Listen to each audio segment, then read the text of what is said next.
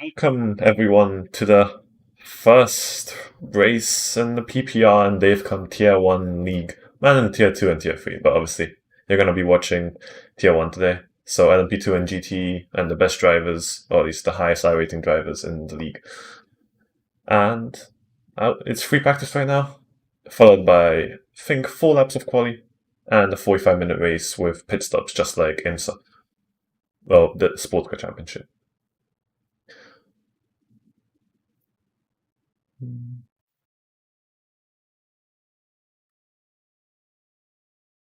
Okay.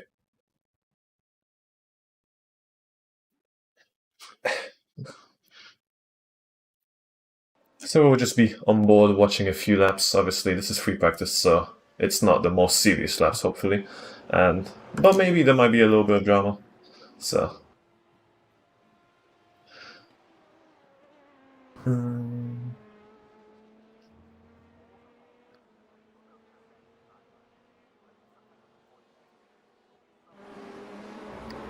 There's already quite a bit of traffic going on.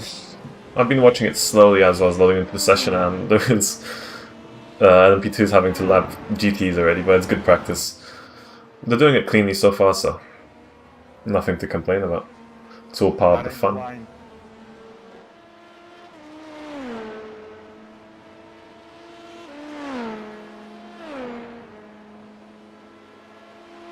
So obviously we've got the classes set up right this time. So the nice little, I'll call it dark blue, is LMP2 and orange is GT. I was going to use the iRacing colors, but I feel like these ones are a bit nicer with the nice contrast.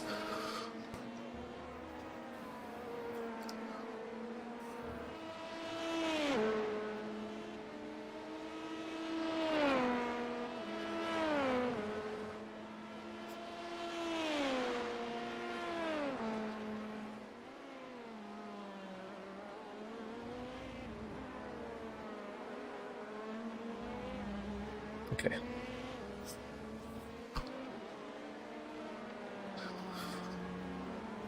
So as we're on board with now Jack in the GT Corvette, we can obviously see the relatives as well to see if there's any traffic blocking their way. Obviously we see the Porsche behind them as well. We'll just be on the most exciting view right now. But damn, that Corvette actually looks splendid. So happy they added it to iRacing. Here we see Chris getting past the Porsche without any issues, and now we're back on the Porsche and the GT and the Corvette, sorry. Getting a nice bit of tow. Should be useful to get a good lap as long as the Corvette doesn't slow him down.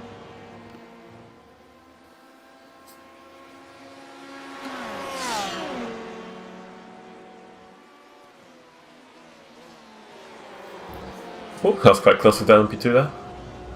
Corvette going a little bit wide, but keeping on track nicely. Not going to hit anyone in practice.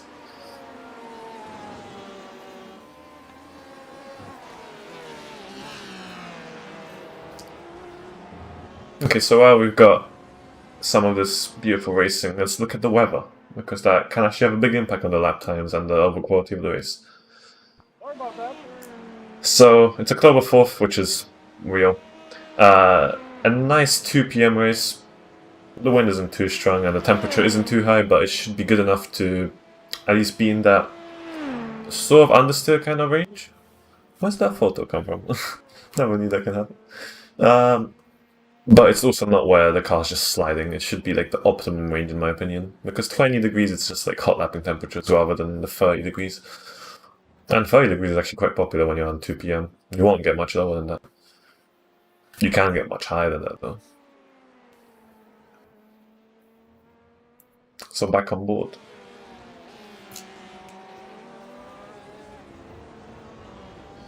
It's quite interesting though. How did that photo come? I don't actually know how that came through. Doran going a little bit wider, I believe. Maybe. And be careful on the brakes now. You're just going to have a slow lap now. At least I believe so. So now on board with Harry Brooks, our current provisional pole driver, shall I say, with Alex Gall behind. with a 151, which is actually quite fast, but it does seem like there's competitors in the field already.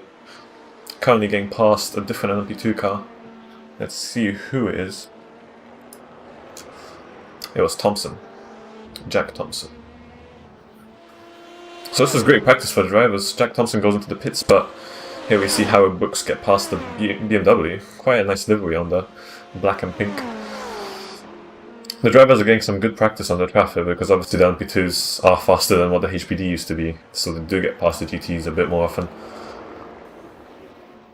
And it's good to watch actually. Not sure how fun it is for the drivers to get lapped or have to go through traffic, but I enjoy looking at it.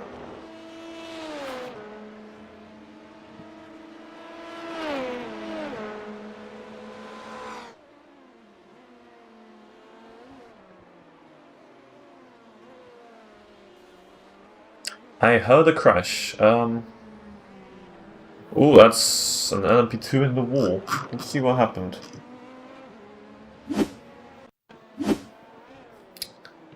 Okay, so he took a far too tight line and just lost it.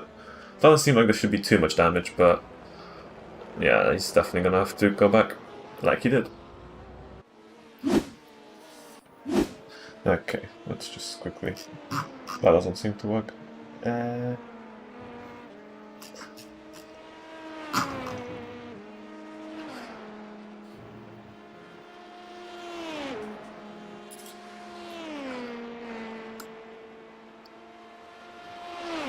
Okay, so I think it would be a good idea to hop on with Harry and see how his laps are. His racing line is braking and everything. Because obviously we've all got something to learn, especially me. I'm not as fast as all these guys. Let's hop on the gyro. Using all the track limits you can.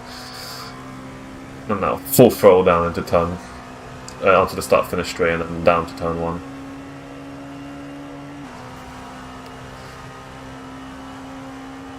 Doesn't seem like there's any traffic right now in front of him, so we may be able to see a fast lap.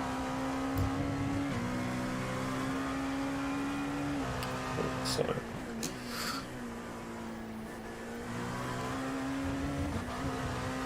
Yeah, he's really using all those track limits. It's fantastic.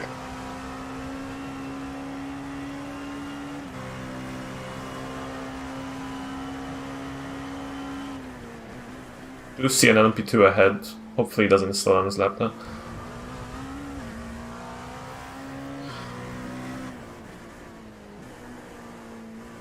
Missing the inside curb there, but he does get the outside curb perfectly there. And now, full throttle.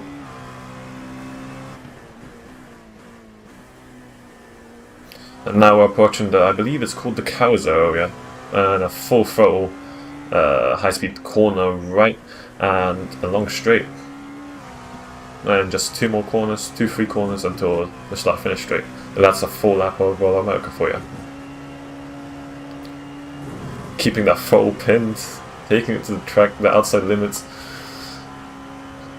It's on a suspended to watch. LMP2 ahead locks up, but does go into the runoff, well, into the grass, but doesn't slow down Howie's lap. And now just the final corner now.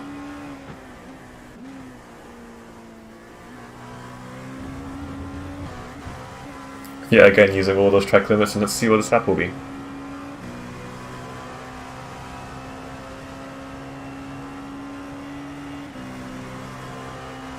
Slightly slower than his previous lap and slower than his last lap. So as you can see on the left, you have the fastest lap for that driver. The purple ones are obviously the class leaders, and the one on the right is the last lap. Obviously I won't have this open during the race because we don't need to see the best and the last lap. But good to see where people are improving.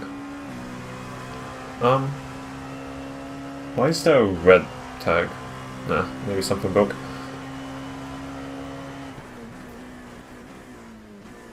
Okay, let's try and hop on board with somebody else, maybe a GT.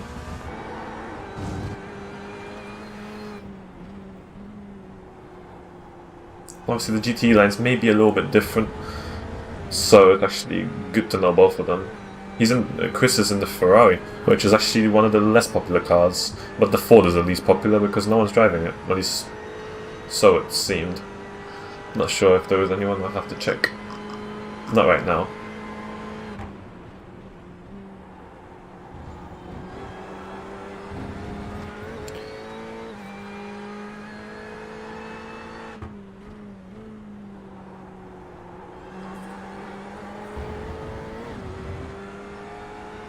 So far, it does seem, by just looking at the gaps, that there is someone, like, one person will always have another person to fight with, even if there's a big gap, or at least a few tenths of a gap, to the cars in front of them. So I think it's actually quite good for the competition, yeah. Someone will always have someone to fight with, and that's great.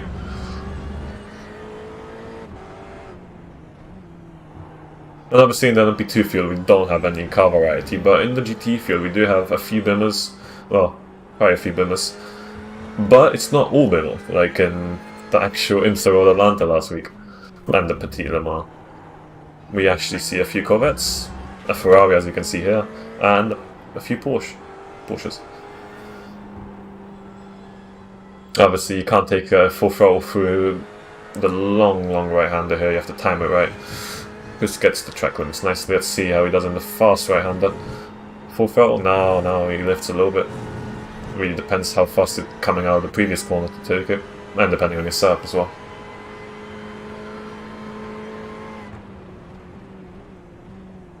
So far, his laps look very stable. Keeping that car together, and I know the Ferrari can be a bit more not nice to work with, but he's slowing down here, laying through an LP2 car. Looks like he's aborting the lap, probably going into the pits. Maybe low on fuel. Looks like he's just gonna teleport back. Okay. Not scenic.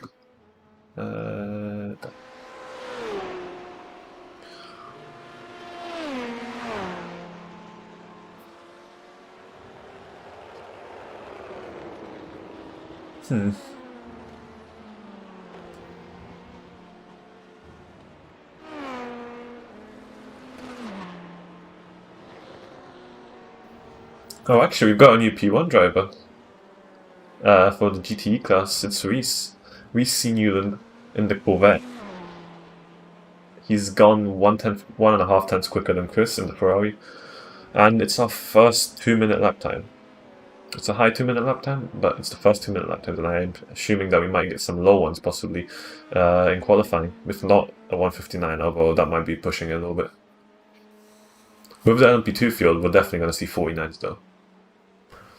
Cheers, Chris.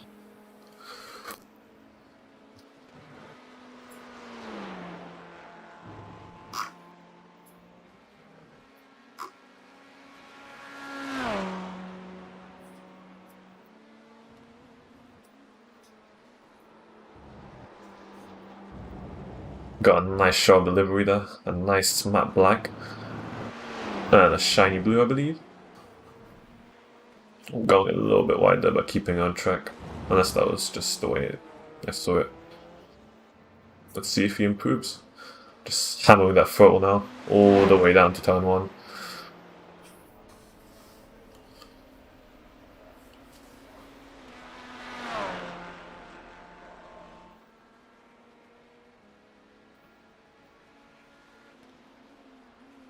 No, he didn't improve.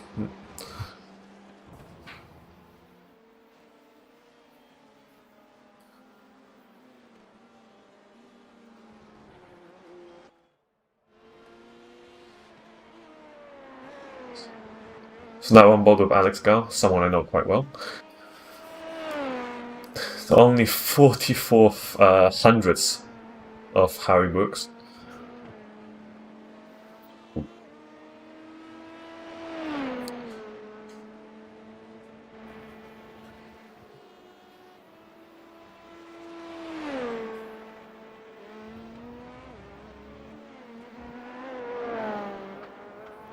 Sorry, 44 thousandths, I think that's the right word.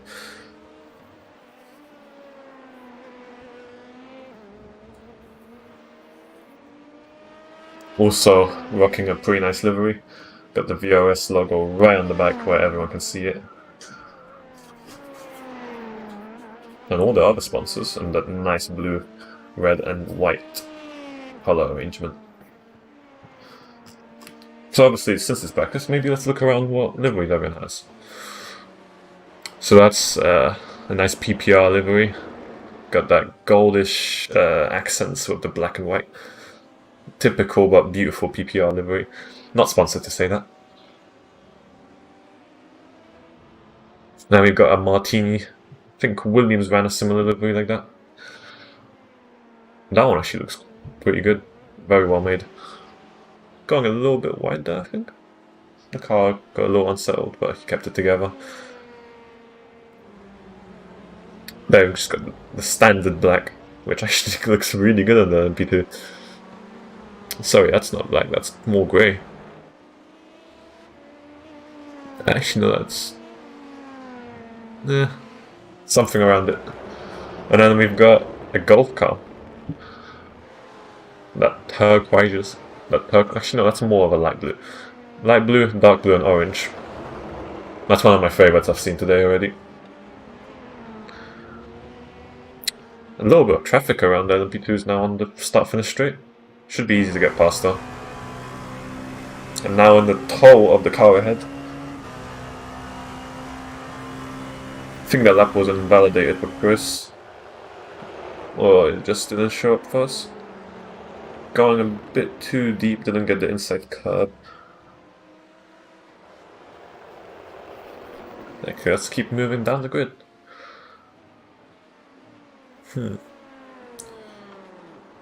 Ooh. That could have ended really badly. Locked the brakes. Thinking he just went a little too fast and the PPR Corvette drives into him. What a Jack, man. That was a bit unlucky. I would show the replay, but I think we know what happened there. He came back on track and tried to steer to the right, but it was a bit too late. So the Ferrari of Chris is in the red, black, and obviously yellow on the windscreen. GTN Racing, as it says on the side. And the BMW behind in the black and pink, which I actually love. Quite simple livery, not too many sponsors, but that matte black looks quite good on the BMW. They've got orange and black and red BMW. That one's got a lot more sponsors on the other hand, but I still like it. And I'm sure he likes it as well. Then the Corvette in black and white, split down the middle directly. Kind of reminds me of the PPR car, but it isn't the PPR car. And a mostly black, but with some red accents, BMW. Also in the matte finish, looks fantastic. The matte on the BMW is absolutely great.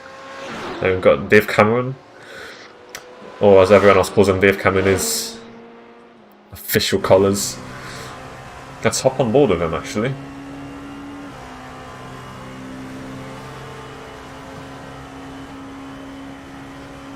Oh, he hits the lap of P3 and oh! What happened there? Does end up not hitting the BMW, but he completely slid there. Wow. Okay. Let's pause it there. We're gonna hop into TV1. Let's see what happened here. Oh, he clipped the glass on the left. Ah, at least he didn't hit the wall there. Could have been worse.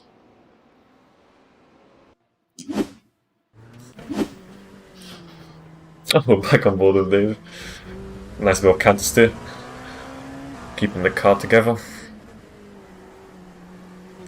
Obviously you have to watch out because the tyres are agitated after that unlucky clip of the grass.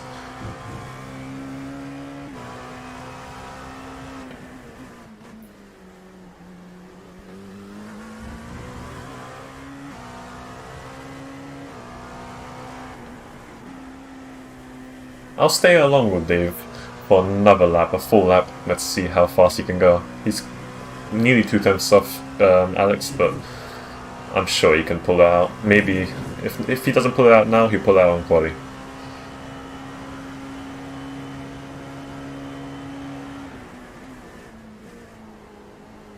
Oh, that's a cool vet. Can go off the track.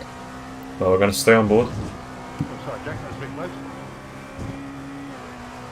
Oh, you're good, man. Onto the start-finish straight we go. Obviously, this lap wasn't validated after that unlucky off-track adventure. Or off-track slide. But now Dave gets the toe of the BMW. Can you catch him before turn 1? Yes, he can. Look how fast he's catching. Okay, now we're on board with his lap. Doesn't make the same mistake. Gets that inside curb. Now gets the outside curb. Gets those track limits perfect. Now into turn 2. Trying to get onto the throw early, keeping the car together as it likes to step out a little bit and down the straight. Keeping the throw open all the way down to the braking point. This should be turn 3, maybe turn 4 if you count the logo straight.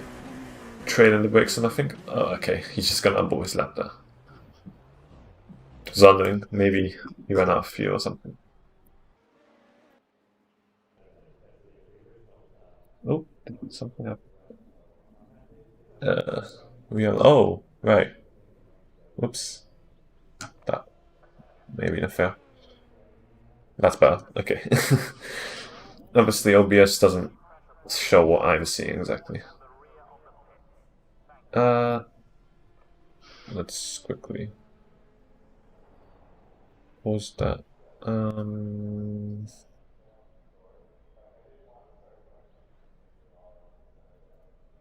Gotta quickly make a quick change. Okay. We're good. Let's hop back on board with someone. Alex is back out on track. Maybe we can see him improve his lap time.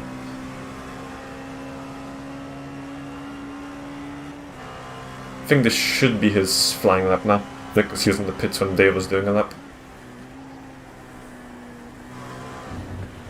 Ooh. That'll be invalidating qualifying. Take it a little bit too wide, maybe a bit too fast.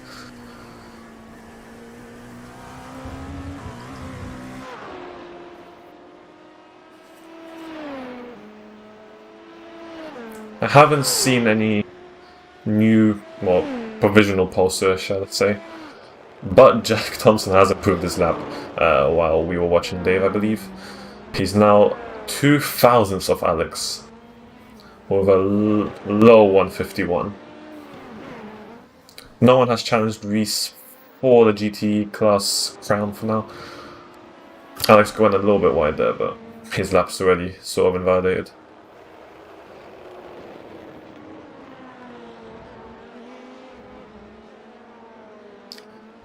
We've got Harry Brooks behind Alex as well. Maybe he wants to get past, or maybe he just wants that toe. There's a BMW ahead of them both, so they're gonna have to get past that. Let's see. Oh, Harry aborts the lap for some reason. So we can hop back on with Alex. I do believe P3 in GT class has changed its William Hope for the last lap or so. But the top of LMP2 hasn't changed.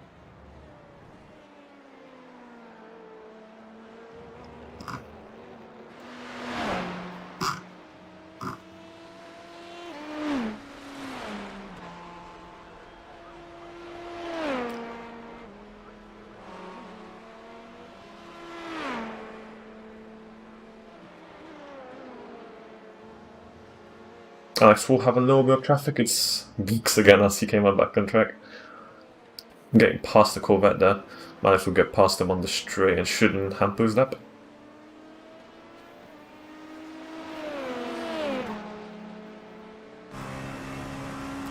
There you go, he's passed, and now he's getting the toe from Harry. This might actually be a good lap if Harry doesn't slow him down. Alex getting quite close to Harry there in the braking zone.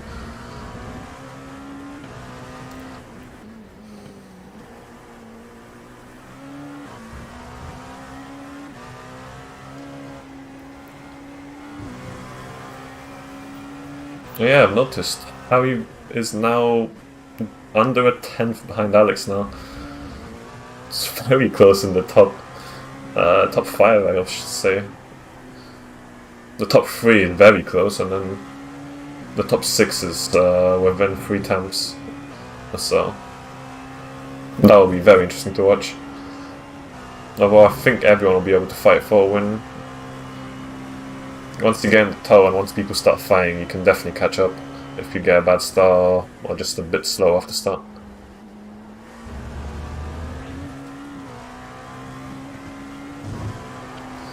So as we see Alex finish his lap, he's got no traffic in the way, no tow sadly.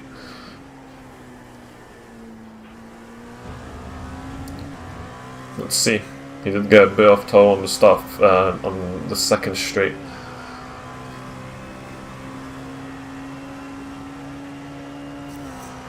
Hmm. 159. Ah, so he didn't really improve. Jack Thompson behind does improve though, it's a 150.116. Oh, actually no. No, that was an improvement, sorry. He's now 2 thousandths off. Before he was a little bit further apart, I think. Daniel also improves, I believe.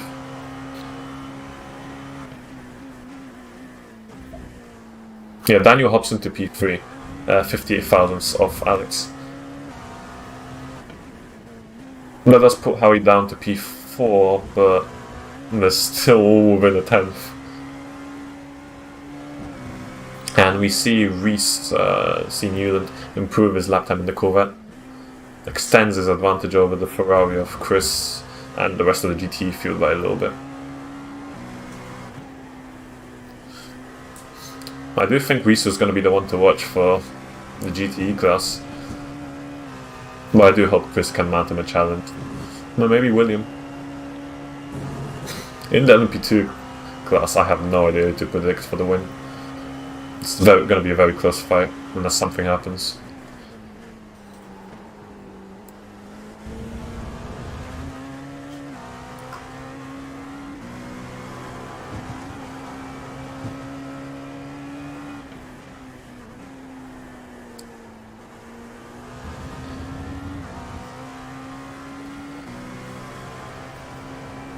So let's see if Alex improved this lap, maybe.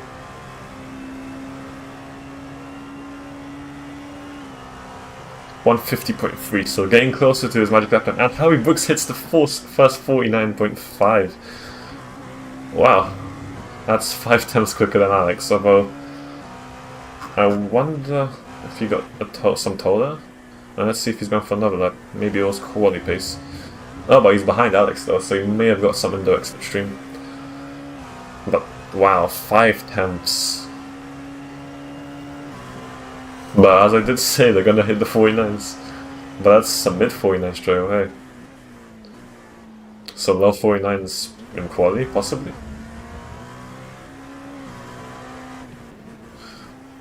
Not sure how the 59s for the GTs will hold up though.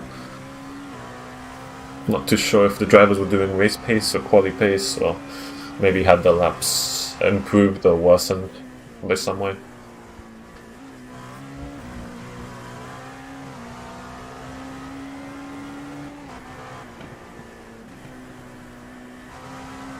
Jack Thompson improves his lap time 49.9, so now he's on the 49s. He overtakes Alex. He was close behind him, very close behind him indeed, but now he's in P2. Alex gets past the Porsche ahead. Now Harry will have to get past him. Might hamper his lap a little bit. Let's go a bit wider. He slows down. I think he aborted his lap. Maybe in quality pace for that reason.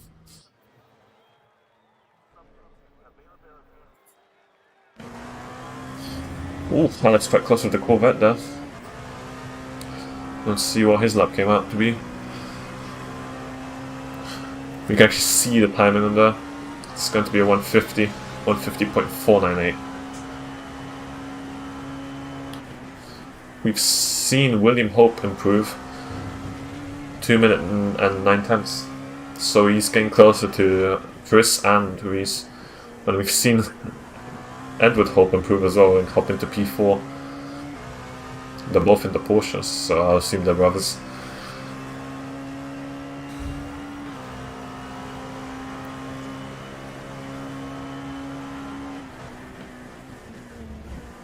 Oh, there's a car gone off there. And another car gone off.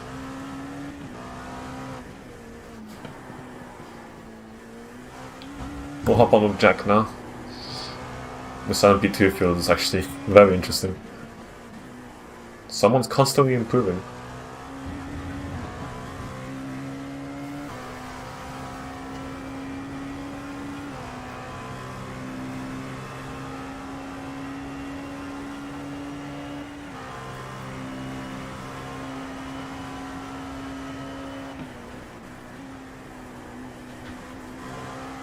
So Jack does have a clear track ahead of him for now.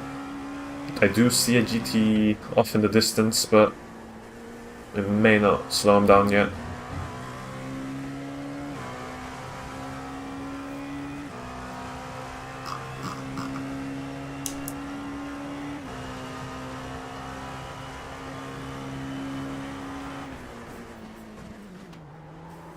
Ooh, Jack, I believe, locked the brakes a little bit, but that did keep it together. Had to go off and avoid his laps, so I also assumed that those were quality pace laps. Or maybe just he didn't want to do any more from there.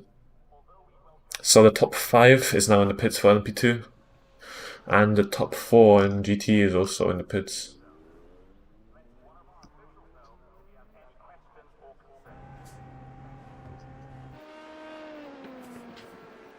Oh, so there's 2 Corvettes with a similar livery, if not the same one.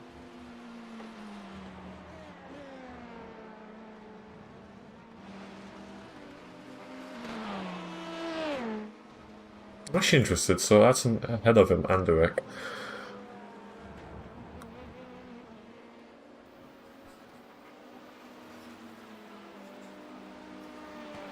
I wonder if there's some sort of teammates. Maybe we'll see some team orders in the race.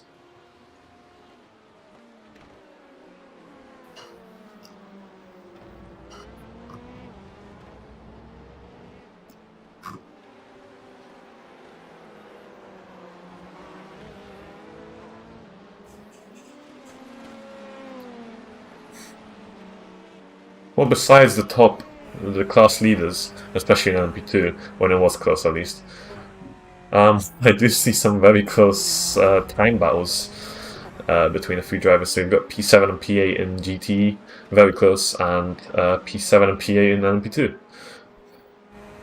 Literally a matter of thousands.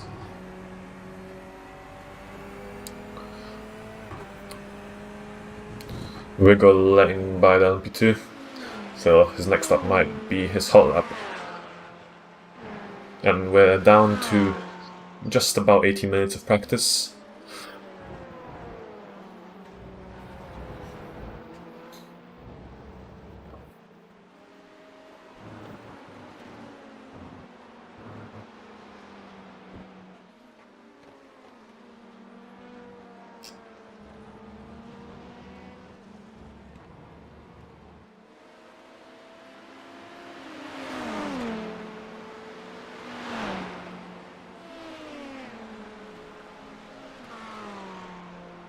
Some of the GT top of the class competitors are back on track, but none of the top 3 in LMP2.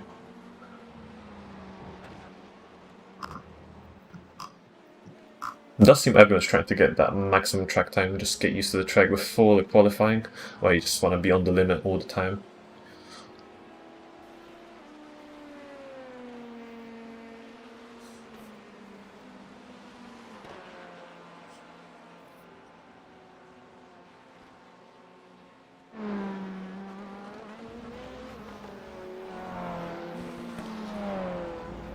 Nice close-up of the Corvette here. And now both of the Corvettes on screen. Yeah, that looks like the same livery.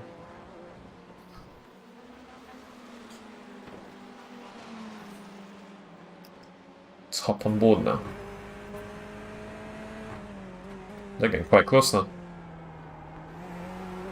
Just above a second separates them. Maybe you'll get a tow. Get on the throw early. Take as much track as you can. And now let's see. Lifts a little bit. Does keep it nicely onto the track limits. It's full throttle now, getting a bit of a slipstream from his teammate.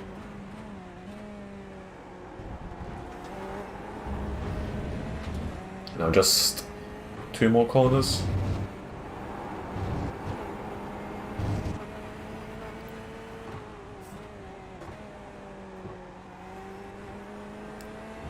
No, just start finish straight. That's going to be some nice slipstream for him. Let's see what the lap will be. Yep, hop. That was just under 2 minutes 1 second. Pops him into P5 from P8. The Corvette ahead, his teammate didn't actually pop higher than P12 though.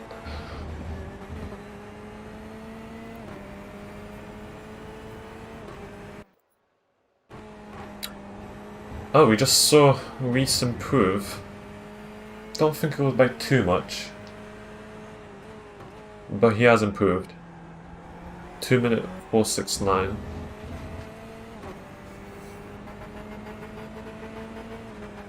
Not sure why the replay audio is a little bit weird there. I'm sure the engine's not gonna do that normally.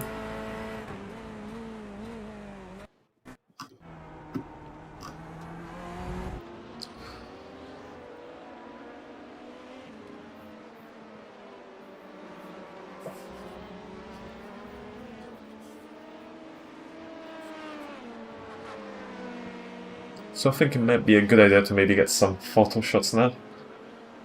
Since obviously we've still got 15 minutes, or 14.5 minutes of practice. Reese does go a little bit wide there, but doesn't hurt anyone there. Everyone gets past safely. So let's get rid of the timing tower, let's get rid of everything. And let's hop on to the most exciting car.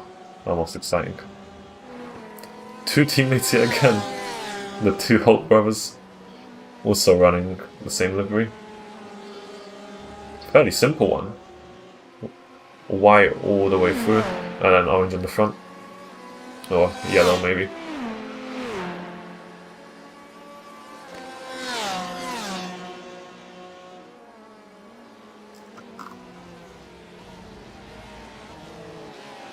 The more I look at these cars, the better they actually look to me. At the start you think it's a simple livery, but I actually quite like it. Let's see if there's anyone in the LMP2.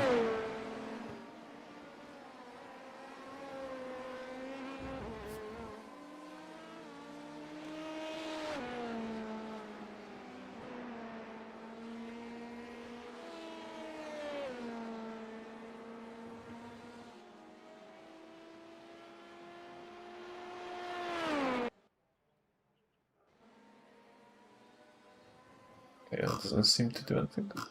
Oh, there's no one on track really. At least the way it seems. No, there's a few people.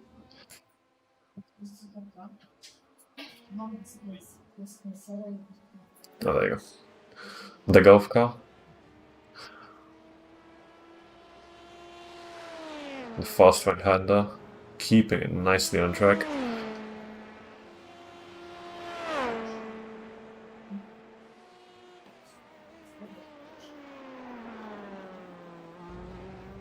Using all the track limits available.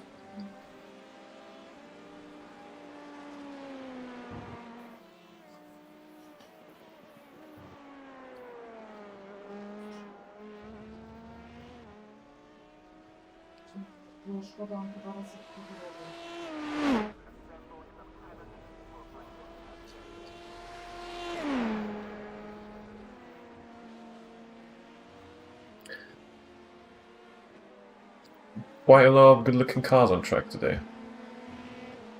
So let's open back the race panels, timing tower.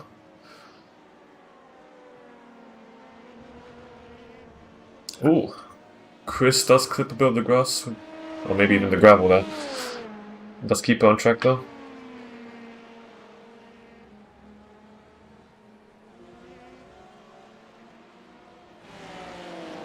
Now I'm back on board with the two hot brothers.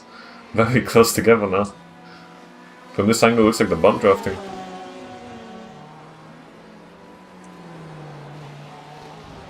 Ooh, quite close. William gets past, but does get a lockup. Not sure if that was intended.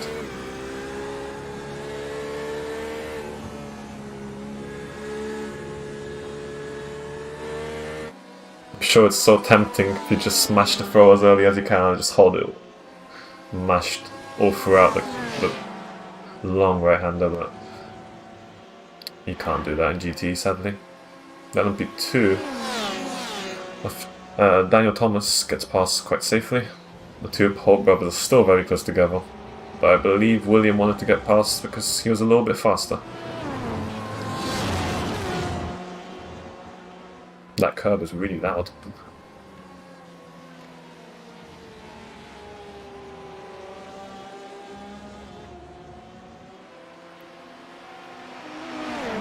We haven't seen any massive improvements, or at least changes for the lead, but I've seen gradual improvements. So Alex is back in P2 in the P2 field, just under 4/10 off Harry. But nothing major right now.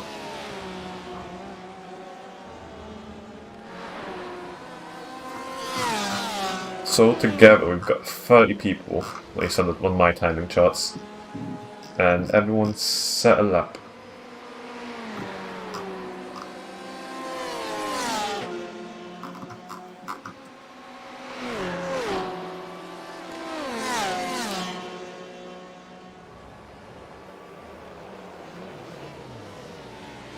Oh, a bit of a lockup by William, I believe he clipped the sander there. And the other push also goes wide. That may have actually been planned.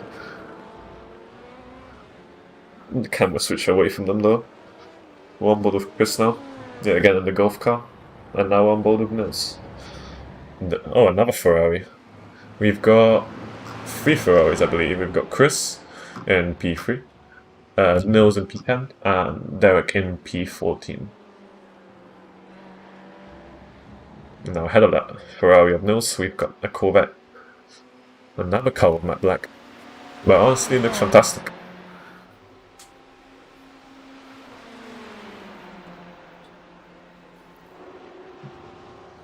Nils getting a bit of that slipstream, improving his lap to get P9. Quite a large improvement. Might see a bit of a fight here. Well, on the standings, Nils is ahead of Alex, but he has to get by on track.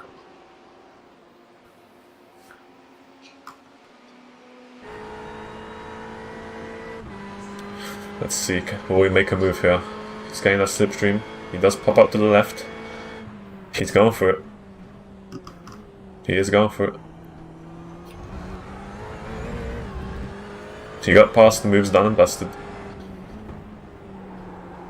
Don't think Alex was defending too hard there, but the move was done. Nice and clean.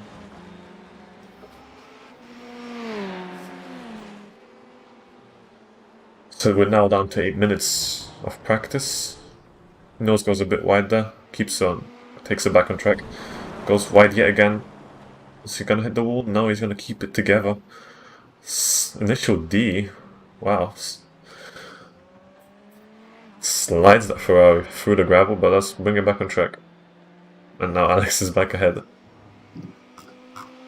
I believe we've got a lot of people on track again, and we see Anders Ankerson pop into P2 with a 1:49.6. Now 1.5 tenths off Harry. That lap actually came out of nowhere, really. Really shows how important the running time is in practice. At the start, people weren't doing 49s, but now they're accustomed to the track, they're used to the conditions, and we're seeing good laps.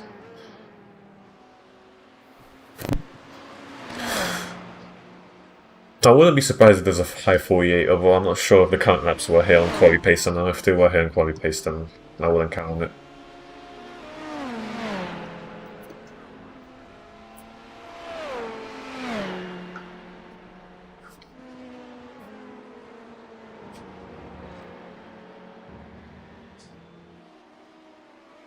Huh.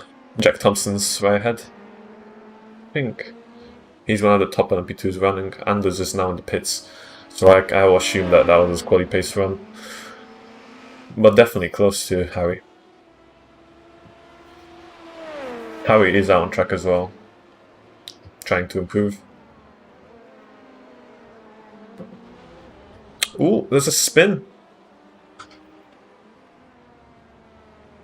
The golf car does not come back on track, thankfully. Doesn't kill anyone there. Maybe they overspeeded it a little bit. That was Chris Chamberlain.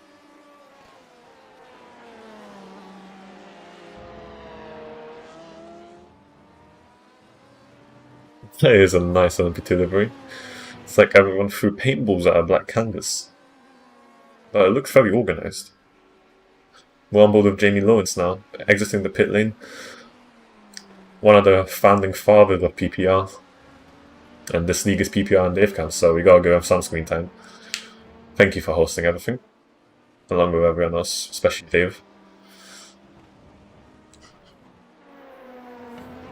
Now, we're on board with Alex, and behind we've got Paul Walton going a little bit wide, but just keep it on, just bring it back on track.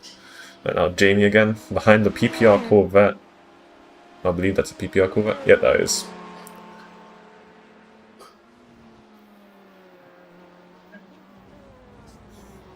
Jamie is the last of the runners in LMP2.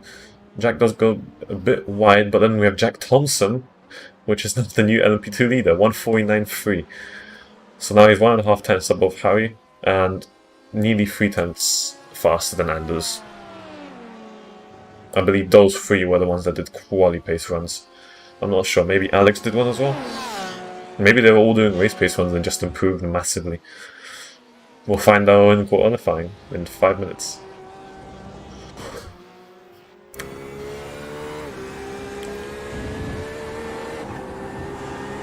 You see Brooks throw a bit of gravel in Edward's face, but... oh, his windscreen more.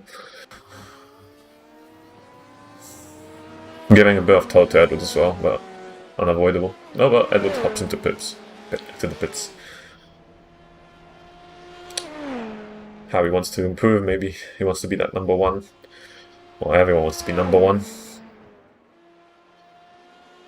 We've got Adam D. Banfield with Tom Connor Dalman behind him. That's the PPR car behind. Getting very close. Let's see. See how the fight pans out. Oh, okay. Adam lets him by. That's a very reasonable thing to do in practice. Ooh. What happened there? Tom hits the wall quite hard. It's going to be a lot of damage. What happened there? Okay. It's just like the back end stepped down and he didn't really hit the grass or anything. Didn't seem like he gave it too much steering input. Unlucky. Okay. Jack's in the pits now. He's probably happy with his lap. The top three actually are in the pits. We will see Alex doing some running. Yes, we will. In the GTE field, we've seen Dan Bull take the P2 spot with a 2 minutes 6.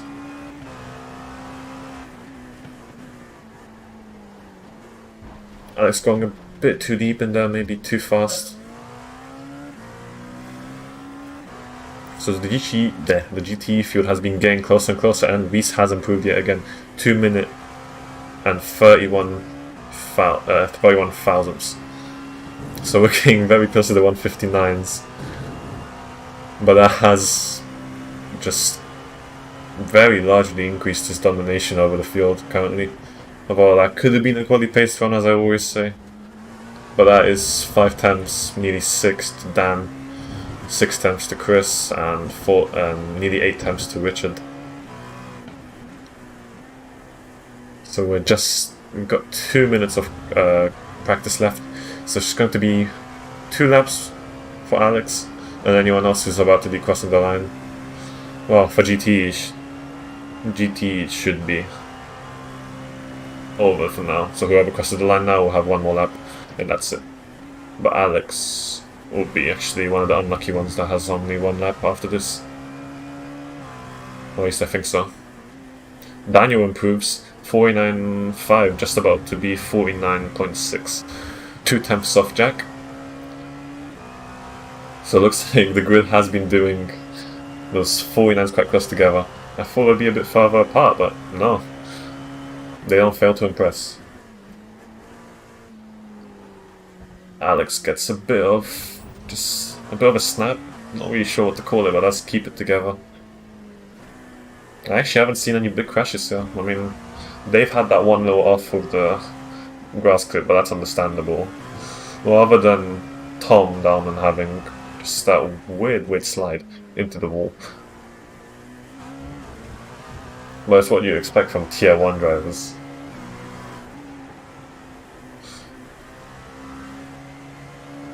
Getting on the throat quite early. Not giving it full throw for sure, we could have heard that. And now the fast right-hander. He gives it full throw. Uses all those track limits. Reese Newland tried another lap, but didn't actually improve. 3/10 off his best. Let's see if Alex will improve. Last lap was a 51.6, his fastest was a 49.9. Now down. And down the start-finish straight he goes. Full throttle. Nothing to lose anymore. Looks like it'll be a 50, not his ideal lap. Oh, gone blank. Oh, right. Practice is over. Okay. Just waiting for the results to show up. Well, qualifying is starting now. We'll just hop on with the scenic camera. Where are the results? Come on.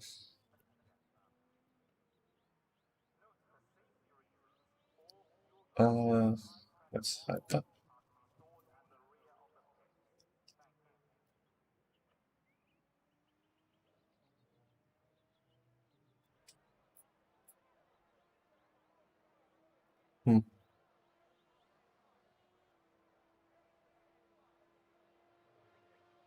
Doesn't seem like I can show the practice results currently, so we'll just pop on board with someone who's out on track right now. If we can see Alex right now, but we can watch anybody. So we'll pop on with Derek in the GTE. He's in the PPR Ferrari. He wasn't on the top of the standings in GTE practice, so we'll give him some extra screen time now. It says long qualifying, we've got 15 minutes, so it should be 4 laps I believe. Or 4 laps / 15 minutes.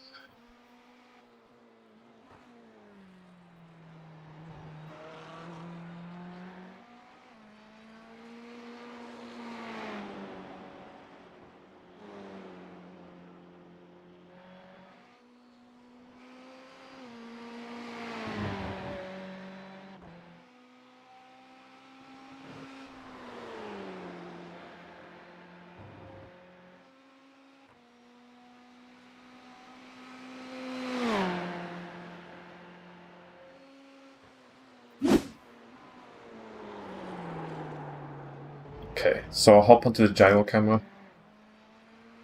as soon as he's starting his lap, just to be able to see every little input he gives to the car, well at least from the steering. And now he's starting his first lap. For the second lap we'll go LMP2, for the third lap we'll go GT again, fourth lap we'll go LMP2. Or at least that's my plan. So now he's starting his lap. Let's see how he does into turn 1.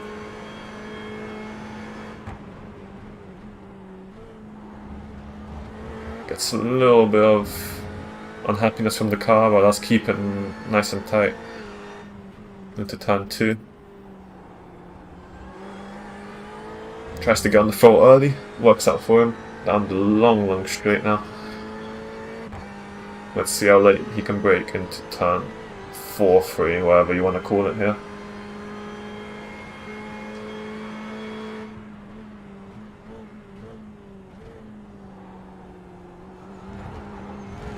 Keeping the car together through the braking.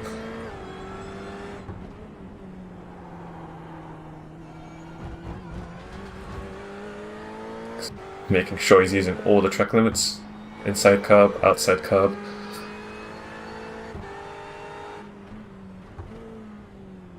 Now I believe we're approaching the carousel section. I used to heard someone call it that, so I'll just call it that for now. Lifting off now and trying to get on the throw as early as possible. Let's go a bit wide, maybe an off track. Now the fast right-hander. GTs do have to lift off a little bit, but does extend the track limits as much as you can. Carry as much speed as you can. But obviously this is just an outlap right now.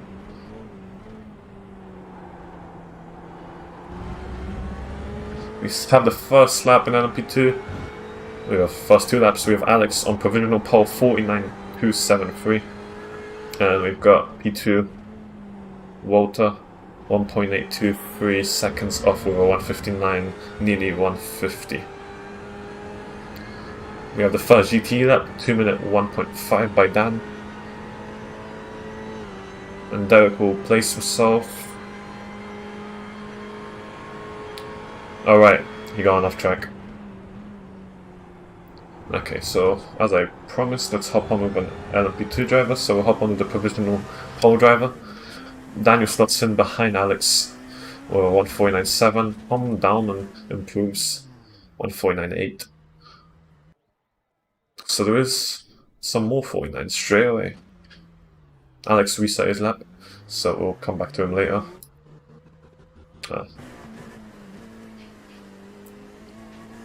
Okay, maybe let's pop on with Jack.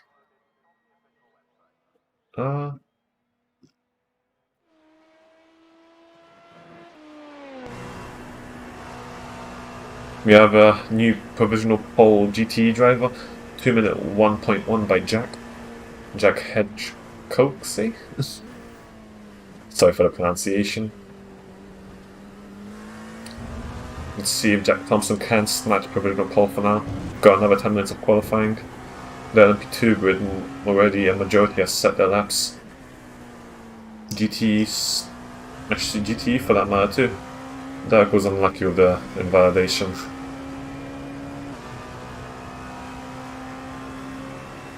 I believe this should be his flying lap now.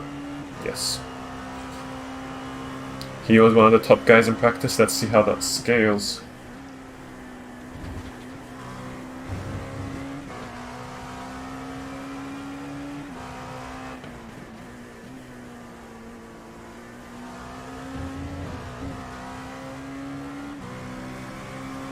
Alex has a large gap to anyone behind, nearly 5 tenths, nearly half a second to P2. I wonder if Jack Thompson can actually mount a challenge.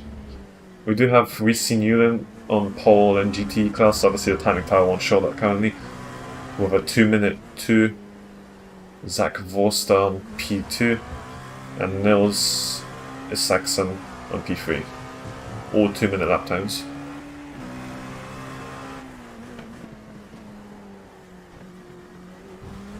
Chris Scar takes P3 in LMP2 class. So we've got already 5 49s.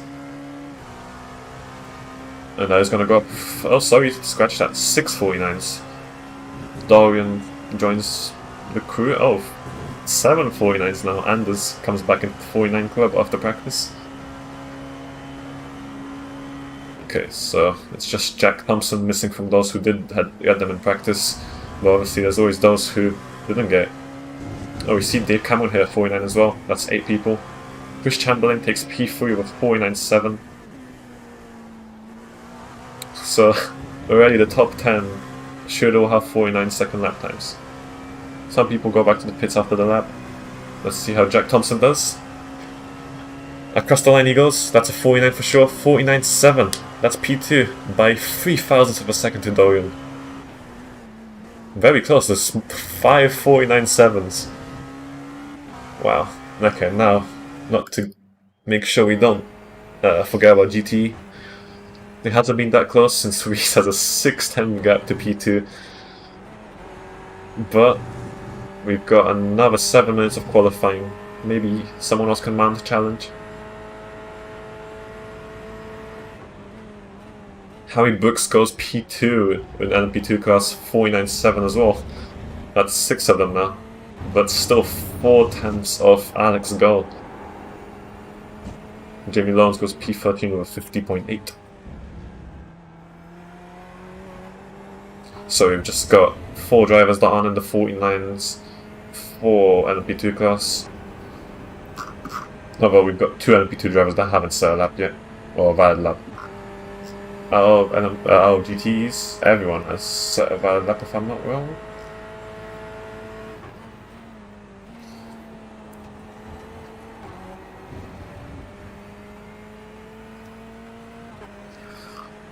Okay, so we've got 6 more minutes of qualifying. I'll go watch another GT lap. If William does another lap, we'll stay on board with him. He's crossing the line now.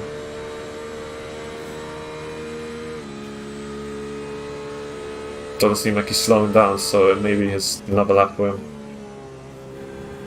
Jack Anderwick hops into P8 or 2 minute 1 second point 2. No one in LMP2 class has managed to beat Alex yet. Okay, William does abort his lap at the end. We're on board with the BMW of Dan Bull, who does also abort his lap, or... No, I was wrong. Maybe he had a slowdown or something? Seems to be going a little bit slow. Or maybe it just seems that way.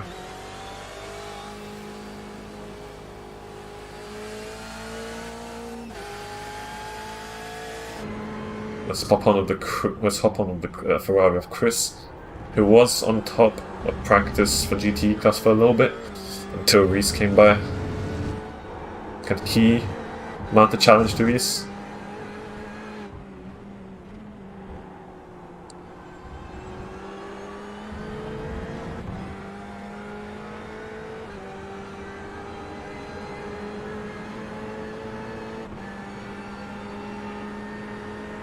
Coming across the line. He does improve 2 minute 9 tenths. That's P3. It's not enough to take pole GTE class, but it is just under 7 tenths of P1, but an improvement in position nevertheless. There haven't been any massive changes in the P2 grid, but we've got 4 minutes left. Let's maybe hop on with someone. Right.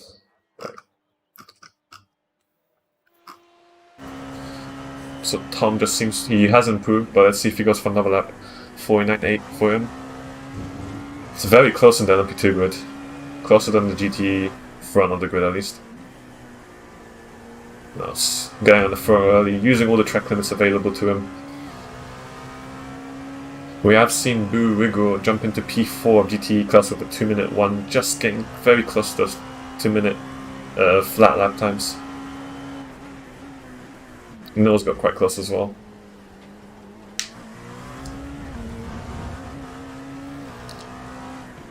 We've seen Daniel Thomas improve his lap time 3.5 tenths off Alex, still getting closer though. We've got another 3 minutes. Not sure if it's 4 laps per driver, if it's 15 minutes. I believe it's 4 laps though. Within 15 minutes. Maybe someone can still take pole for LMP2 that isn't Alex. And same for GT.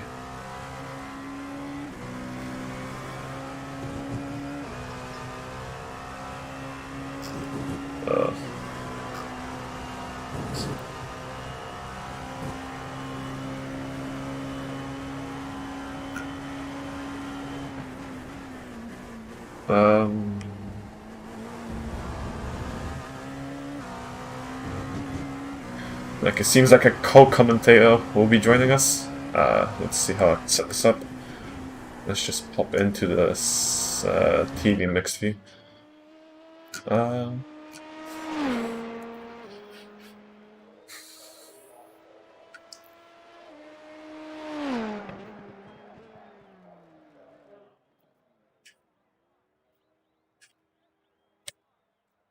Hello, hello, hello, hello.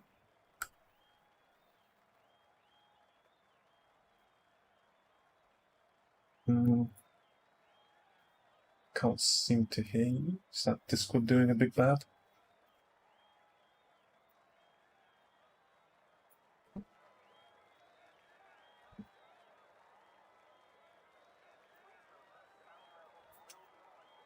Hello there, Matthias. Can you hear Hello. me? Yeah, I can, loud and clear. So, have you been watching qualifying? I have. I've been trying to keep up with it. And what do you think?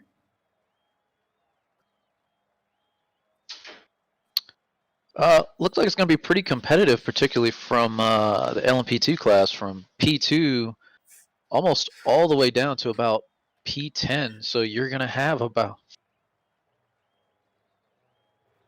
Yeah, it's very close. GT class is a bit more separated from P1 to P2, but I'm hoping there's going to be at least a challenge for the win there.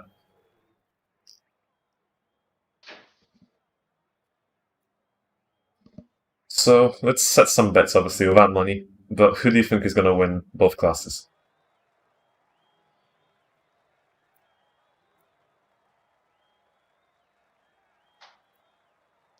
Oh, Matthias, I think I got a little bit of a delay on my end, but Oh, really? Uh, um,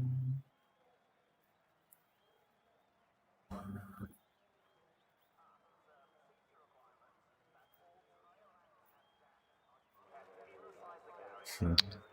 well, odds on right now, just looking at what's available, Alex looks like he's got a pretty good stranglehold on the field with almost a 4/10 of an advantage. And then Reese himself in the GTE category, I mean, almost 7/10 of an advantage. Quite impressive. He certainly seems to be the class of the field right now. So I'd say odds on our two provisional pole sitters would be my best bet right now. I would agree with you, but obviously, as it is with sim racing especially, anything can happen. So obviously I'll run down the qualifying order right now. Let's show it. Okay, so in LMP2 we have Alex Go on pole with a 49.2, Daniel Thomas in P2 with a 3.5 tenths off him, followed by Harry Dorian, both 4.5 tenths off roughly Alex. Then Jack, Chris, both within the 4 tenths range, just under 5 tenths. Then P7, P8, P9, Anders, Chris, and Tom within the 5 to 6 tenths range. And then Dave Cameron, one of the co-founders of this league, 6.5 tenths off. Then Paul Walton, Jamie Lawrence, 9 tenths off and 1.2 seconds off, respectively. Walton Nelson, Adam D. Banfield, and Josh Wiggins taking P13, 14, 15, 1.492 seconds, 1.653 seconds, and 1.82 seconds. Matt Crow didn't actually manage to set up, maybe invalidated it multiple times, but it happens. And now, for GT. We've got Reece Newland on pole with a 2-minute .055, quite close to the 59 bracket. Unluckily, we didn't actually get one, as I predicted. Zach Vorster, nearly 7 tenths off him. Chris Barrett, 8.5 tenths off, followed by Richard, who is nearly 9 tenths off, but very close to Chris. Brewigger, Nils Isaacson, all within the 1 second range there. Followed by actually Jack. Jack is within that 1 second range as well. Then we've got P8, P9, the Holt brothers, just under 1.2 seconds, both of them. Then we've got Jack Anderick, 1.2 seconds, just above that. Dan Ball, 1.483. Remigius, 2.1 seconds. Derek Ekmanis, 2.5. And Alex Rivera, rounding up the GT grid, 3 seconds off the pace. Well, off the leader in qualifying. Okay, so as the formation lap is beginning, we can see the beautiful cars be very bunched up, and hopefully no crashes happen on the start. Yeah, going into turn 1, it's certainly going to be an interesting take on how people approach that. I mean, it is a 45-minute race. They've got plenty of time, but you might see someone try to be opportunistic and put a nose somewhere and try to take advantage. So, looking forward to it. You know, first race of the new season. It's going to be exciting.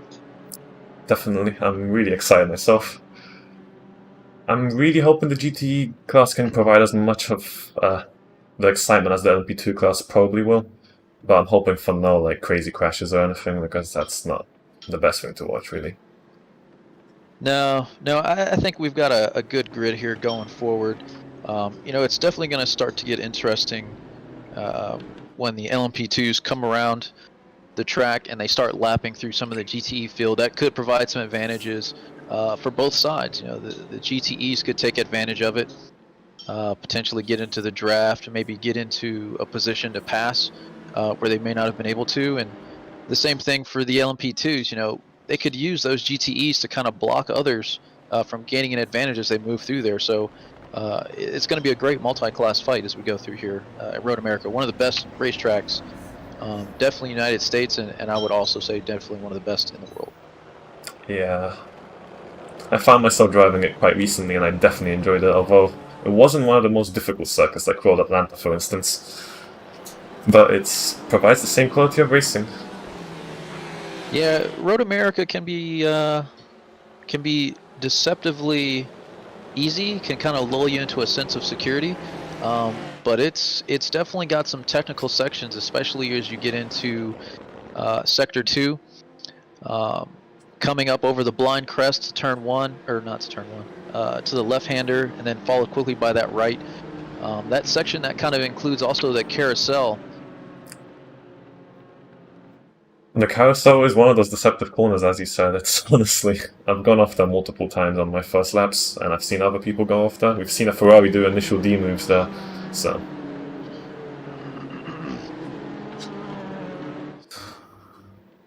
We are coming down to the final 3 corners, I believe, with the LMP2 grid led off by Alex Goh and Daniel Thomas, and the GT grid will be led off by Reese Newland and Zach Forster.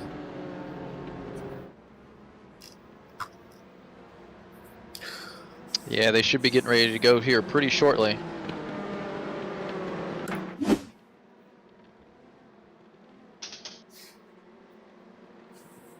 I'll stay on board with the LMP2 grid just because they're at the front and they control the pace right now, but I will probably pop back to the GT if anything happens. Alright, pace car should be pulling off here in just a moment. Alex is going to lead him up to here to the start-finish straight. He's gonna go on green girl, I believe.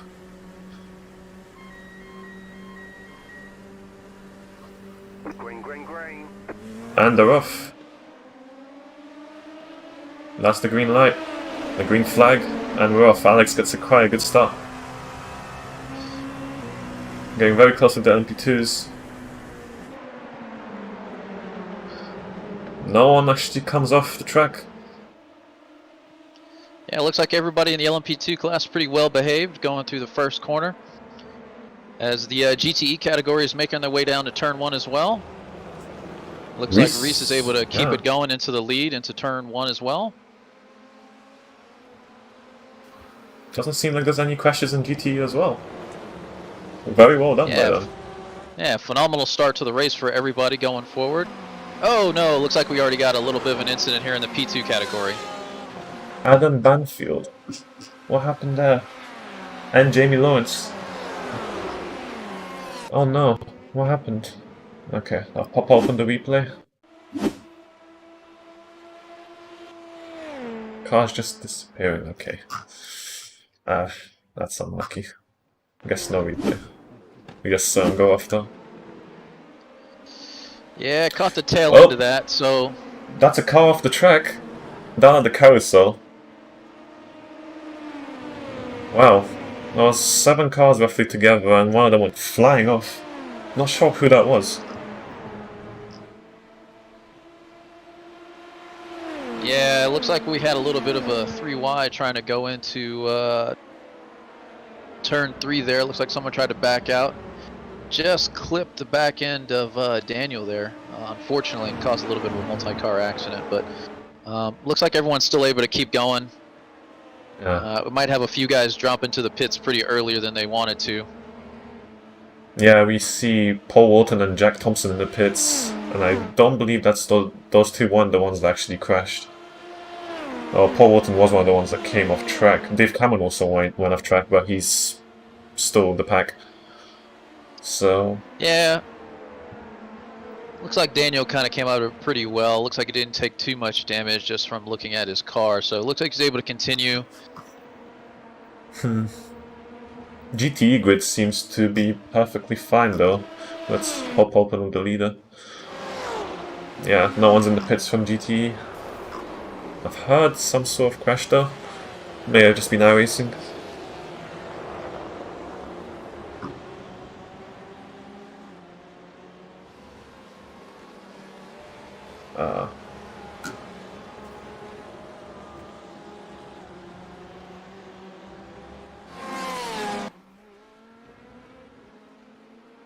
Is it just me or is Derek McManus in the lead in GTE? I may be getting incorrect data here. I'll have to take a look at that. I'm still showing Reese in the lead in GTE category right now. Okay, I'll just take that as just iRacing doing iRacing things. So Reese is in the lead for GTE. Already got a 3-second gap on P2.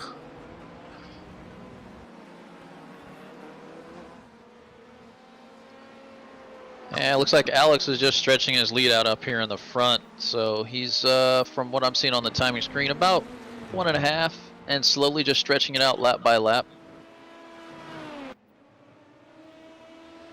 Looks like he's putting almost 8/10 a lap on P2 here. So clearly the favorite in P1 to continue on with that through the race. Yeah, but obviously, maybe how he's having a slow start right now, but we'll come back after the pit phase. A lot can happen there as well, and traffic will be coming over in the mid part of the race once everyone spreads out a bit more.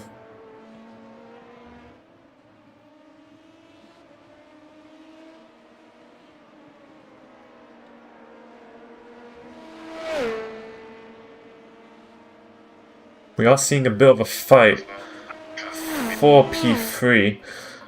We've got Ankerson, Thomas and Dahlman quite close together, getting the slipstream on the second straight.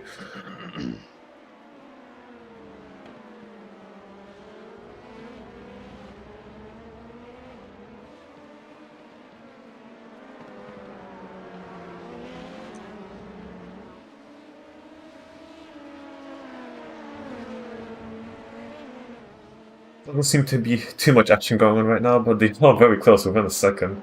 Maybe they're just going to stay there for a little bit in the tow. Just try and catch up to Alex.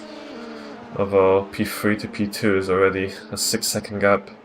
Definitely had some slowdown going down because of the carousel section, I believe, when there's 7 cars and some people going 3 wide. Not exactly sure what happened there.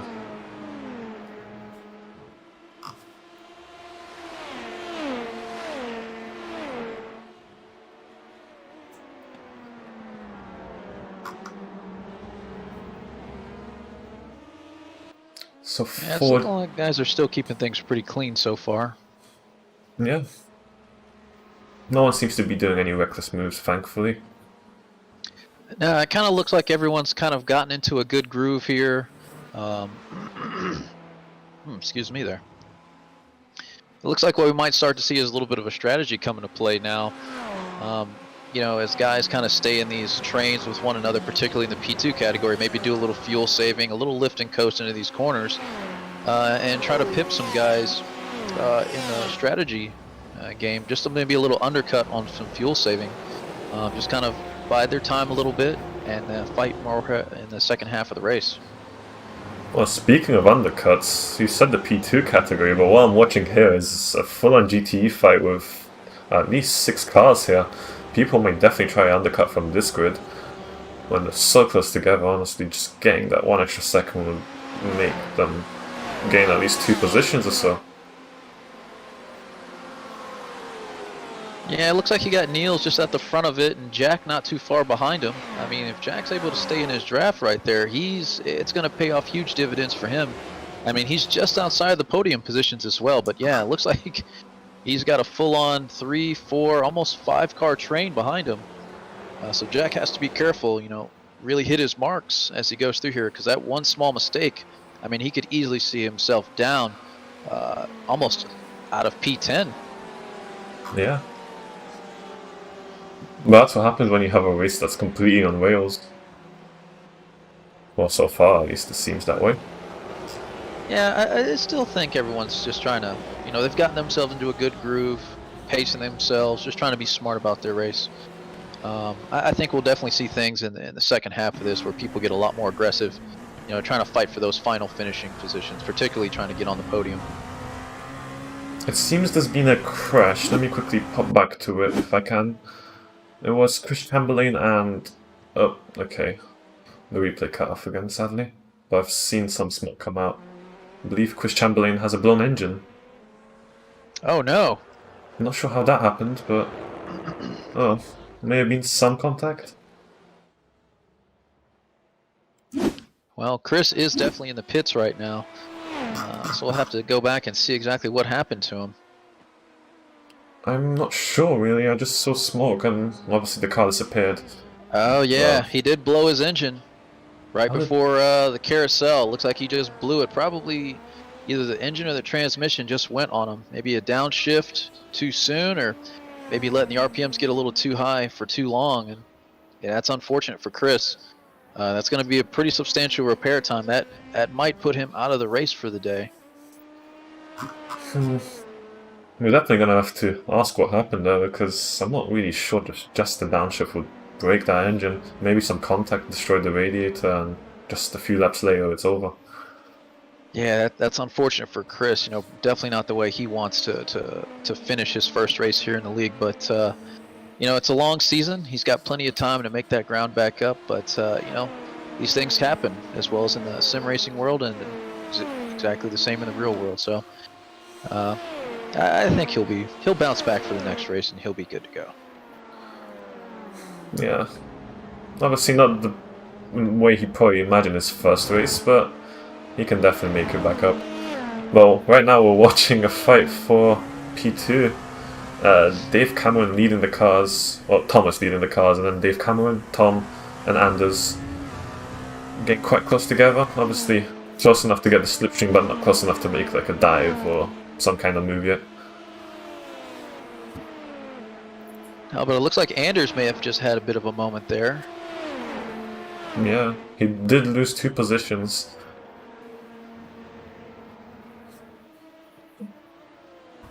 But he hasn't lost too much time, so he can probably make it back up if he's a little bit quicker than the cars ahead. But so far, it honestly looks like it's already a sort of decided race. Obviously, anything can happen when the traffic comes by, but Alex is 10 seconds ahead of the competition within 6 laps, which is quite insane. Yeah, it's looking like Alex is gonna. It looks like he's, early on. Like he's gonna be the class of the field in the LMP2 category.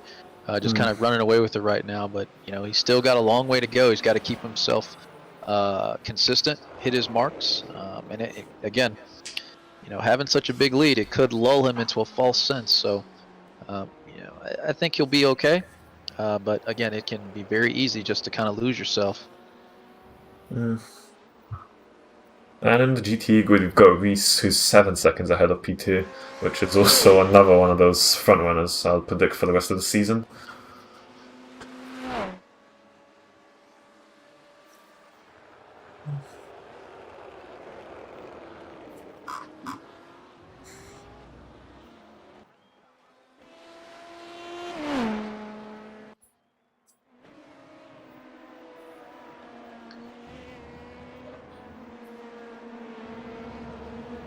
Yeah, kind of like Alex there, again, just hit those marks, stay consistent. But it looks like Alex has decided to go in for his pit stop already. Oh, did he? Or it looks like we may have just had, no, it looks like we just got a little bit of a timing glitch there on the screen there with the graphics, so. Yeah. A little bit of a technical difficulty, but that's okay. It'll sort itself out here in a minute. I'm gonna have to investigate that after the race, but right now we can still watch some great racing, so.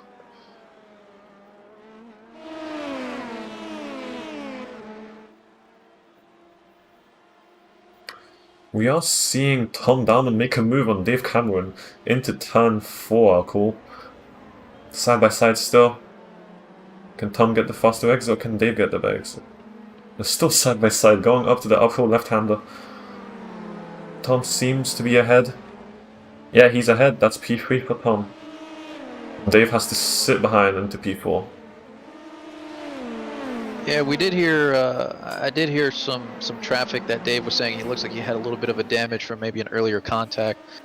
So he may be down a little bit on straight line speed, or maybe perhaps a little downforce. But you know, for Dave, might just want to slot behind Thomas there, draft him for a little while, save some fuel, and again, you know, maybe go for the undercut later in the race. Oh, he's definitely under pressure still because there's two cars, Ankerson and Brooks, literally within half a second of him, and they're side by side right now. Brooks is going around the outside of Ankerson. Let's see. Brooks has to sit behind. May have went a little bit wide on him, but he's still not going to let off, I'm sure. He's going to mount another attack on him.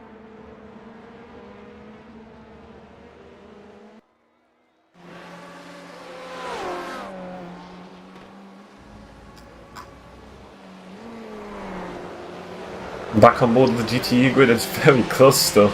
Oh, there's multiple cars within just half a second of each other, with both of the Holt brothers splitting. Just split by just one Ferrari. Oh, speaking of that, I think Chris had a spin. Yeah, Chris did go wide and maybe spin. So now the Holt brothers are together. Let's see what happened.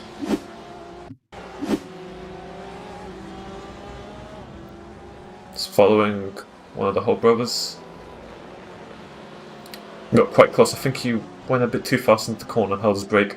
No one hit him there, he just held his brake and stayed on the outside of the corner. So, no damage.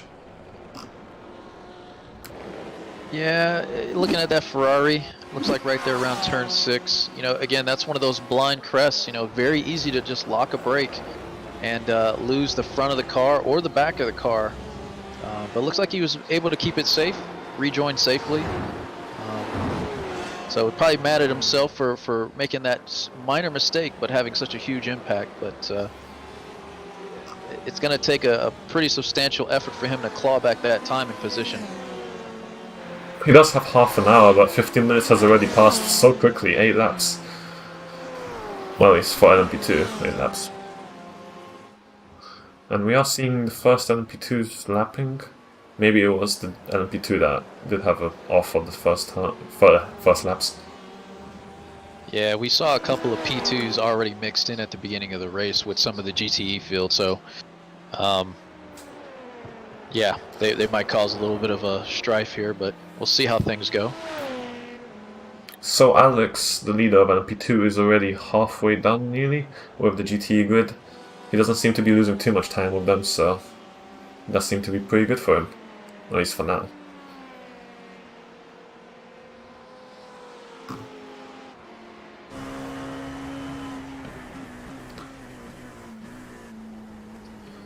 Well, actually, he did lose a few seconds, actually.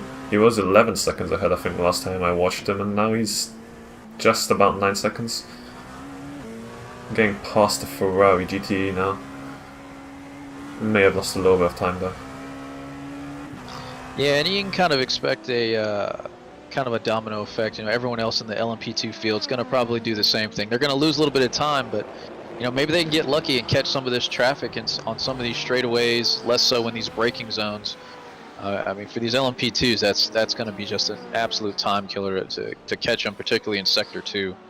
But if they can catch them before they get to Sector 2, primarily on that main straight, the back straight, or really even the tertiary one leading up to the closing of Sector 2 into Sector 3, that's the most opportune place to pass them. But yeah, some of these technical sections here in Sector 2 is it's going to be an absolute nightmare and a time killer. Well, something happened to Nils. He's missing a bonnet and his car seems to be completely destroyed from the front. That's going to be a lot of repairs. What happened? I heard him, saw a message about him going off track. I popped back the replay. Maybe you can see what happened if the replay allows me to. No, it doesn't show me, sadly.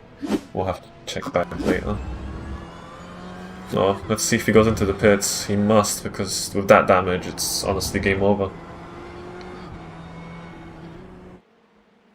Yeah, it's pretty brutal for Niels. It looked like he was all the way in P3 for a while, so I guess we'll have to go back and look at the tape and see exactly what happened to him. Maybe he had a moment. Maybe he just got on the grass a little bit, or maybe he had a contact with somebody. But we'll see. We'll see what happened to him. But that's unfortunate for him. In a podium position, and yeah, we'll have to get with him after the race and see exactly what happened to him.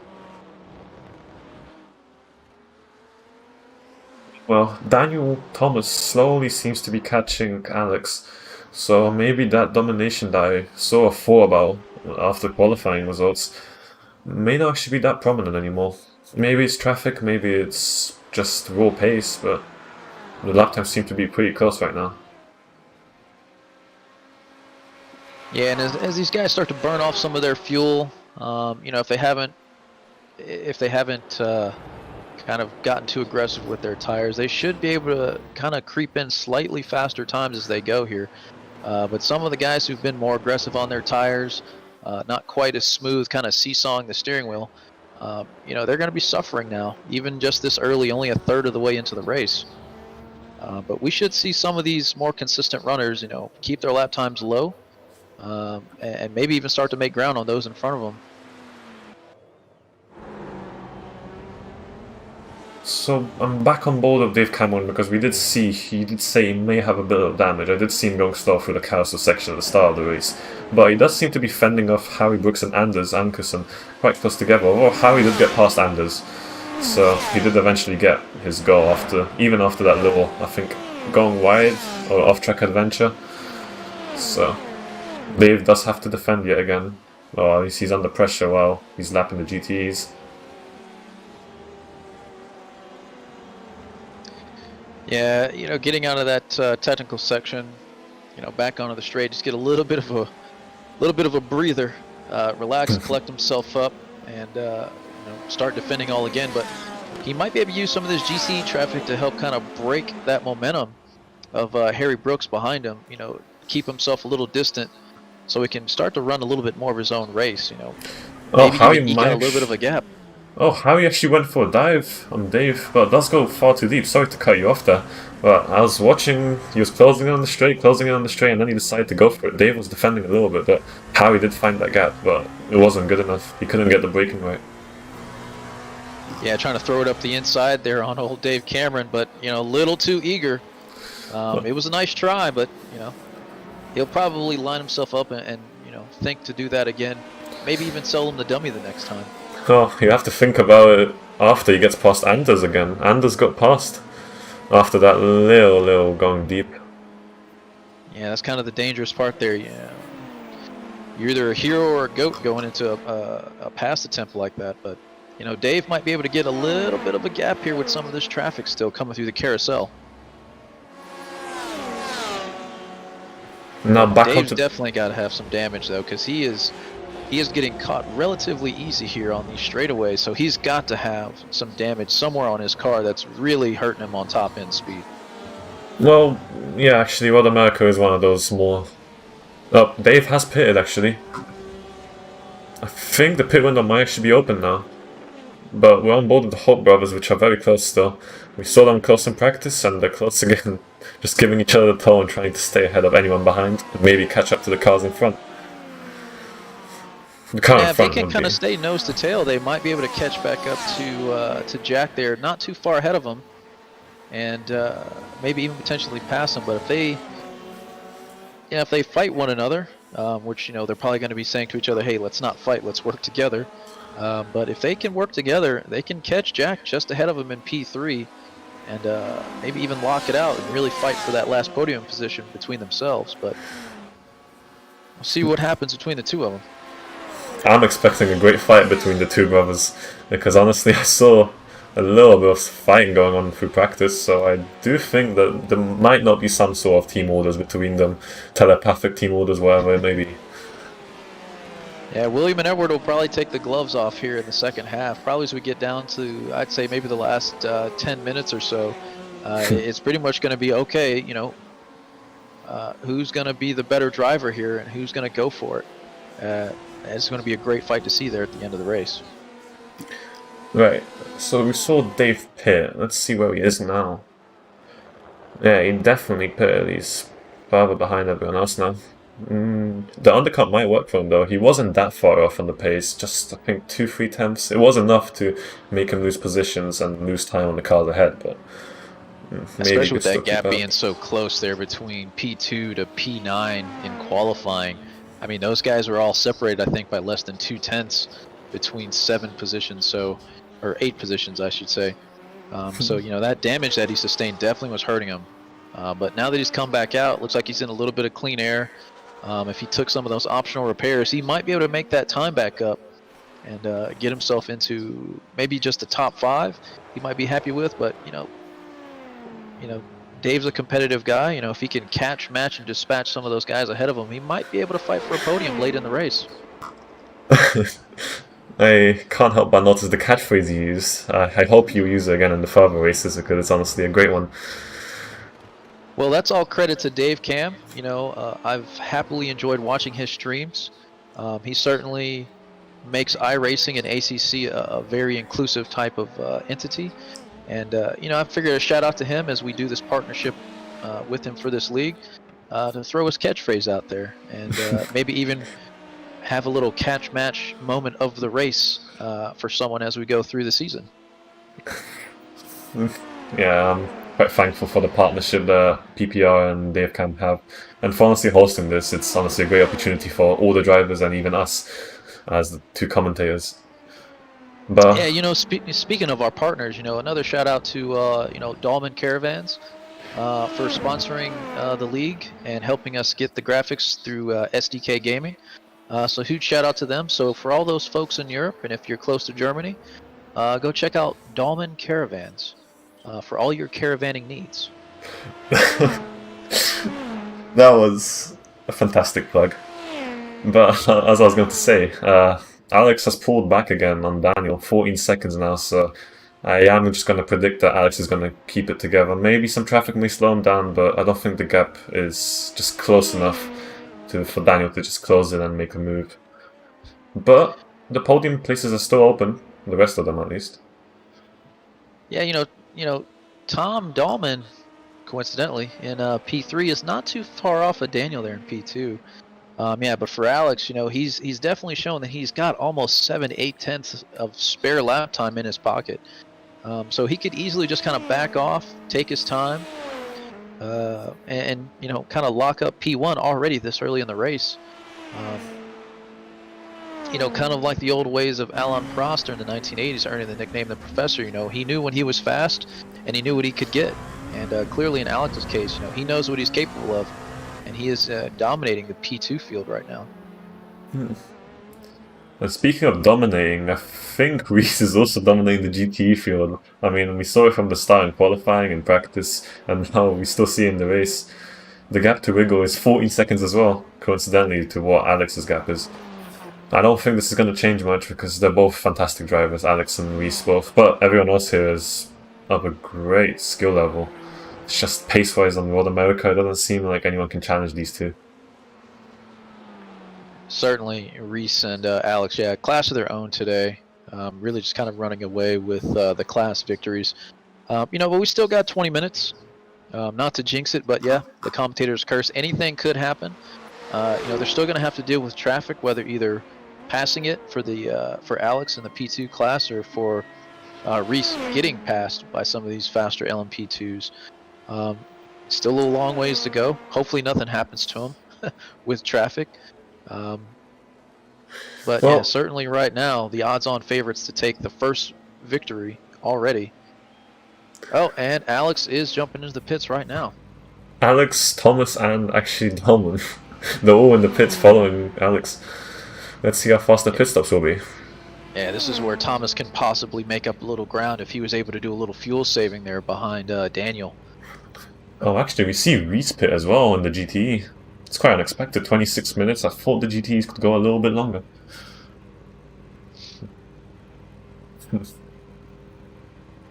Now, I think with the fuel limitation we have for the league, you know, this ensures that, you know, guys definitely have to make that at least one minimum pit stop. You know, hopefully some guys have gone for probably that full tank, and then they'll pit for what they need. Others may have gone for the kind of more of a qualifying fuel strategy where they go on a low fuel strategy up front and then take heavy fuel on the back end. It does seem that Tom has passed Daniel in the pits. I think Daniel may have had some damage, but now there's a 2-second gap between them. And that means Tom gained 3 seconds roughly. Yeah, Tom probably was saving that fuel behind Daniel there, and that, huge shout out to him. That's a smart strategy if you know that you're just not going to get past him. Just use the undercut to your advantage. And in iRacing, you got a huge ability to do some fuel saving. Just lift, coast, shift at a slightly earlier point, just like how you would do in real life. Don't take the car over a certain RPM, and you can really do a lot of fuel saving. I mean, you can save multiple liters, and when you get to that pit stop, that could equate to seconds in terms of lap time overall. So, smart strategy by Tom there. Well, we're now on board with Daniel and watching him get stuck behind the Corvette GT in the carousel section, and we're slowly watching Tom just disappear away into the distance, but not quite. 2 seconds still of a gap. It was 1.3, but Tom did have to get past that Corvette as well. Yeah, that Corvette coming through the carousel section is probably the worst thing that Daniel wanted to see right there, because you're talking just seconds and seconds that he's probably going to lose. He's probably going to lose at least about maybe a half a second to even potentially a full second to Tom, and that's just going to be disastrous for him in that, trying to regain that P2 position. But not horrible. He's still on the podium, still a respectable position, but I'm pretty sure he's probably kicking himself a little bit, for losing that P2. Well, with the fight for P2 between Daniel and Tom, we actually have a fight for P4. Actually, no, P3, sorry. Anders and Daniel, and then Dave behind them, and Harry also watching the fight. Obviously, Anders is very close to Daniel, and he's going to try and make the move. Before it was Harry and Anders, now it's Daniel and Anders. And Dave's not too far off himself, and Harry still as well there in P6. Not too far away. So from P4 to P6, only separated by a total of about 3 seconds. So, if Dave was able to fix the damage that he had from earlier contact, he might be able to pull back up, and he might be able to eke out a podium after that early lap or early race incident, I should say. That was quite close between Anders and Daniel. Anders was braking a bit later, I think, or maybe trailed the brakes a bit less than he may have wanted to. Had to go a bit deep and lose some time. But no contact between the two, so he's going to have another go. Oh, just a little deep there into turn 5, trying to probably make that ground up.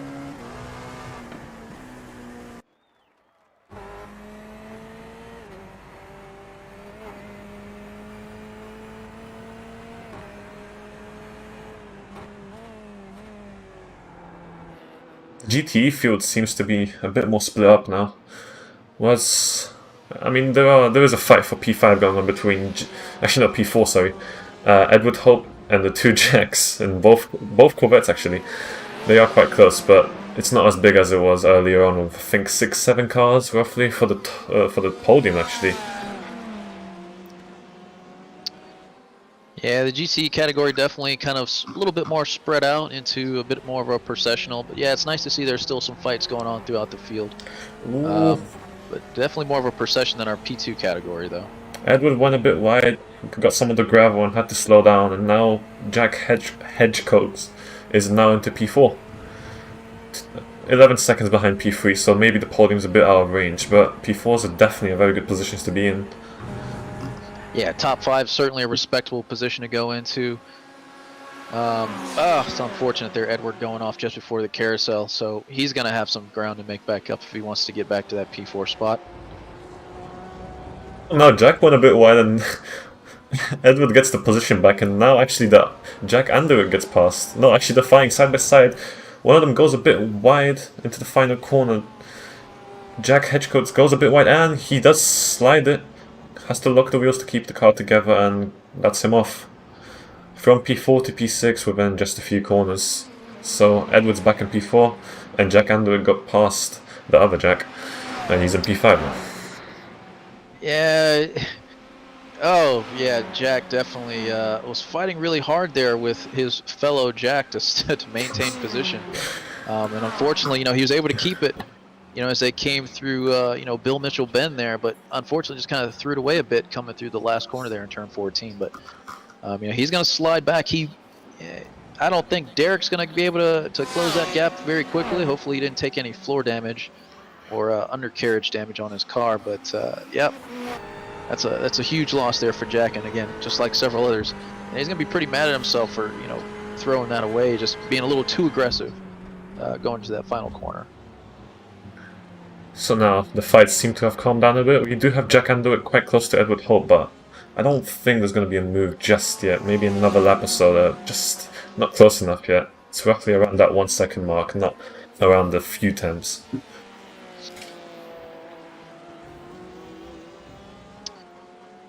Yeah, Jack Anderick, he's keeping close to Edward there, so I think he sees the opportunity potentially to get into the top 4.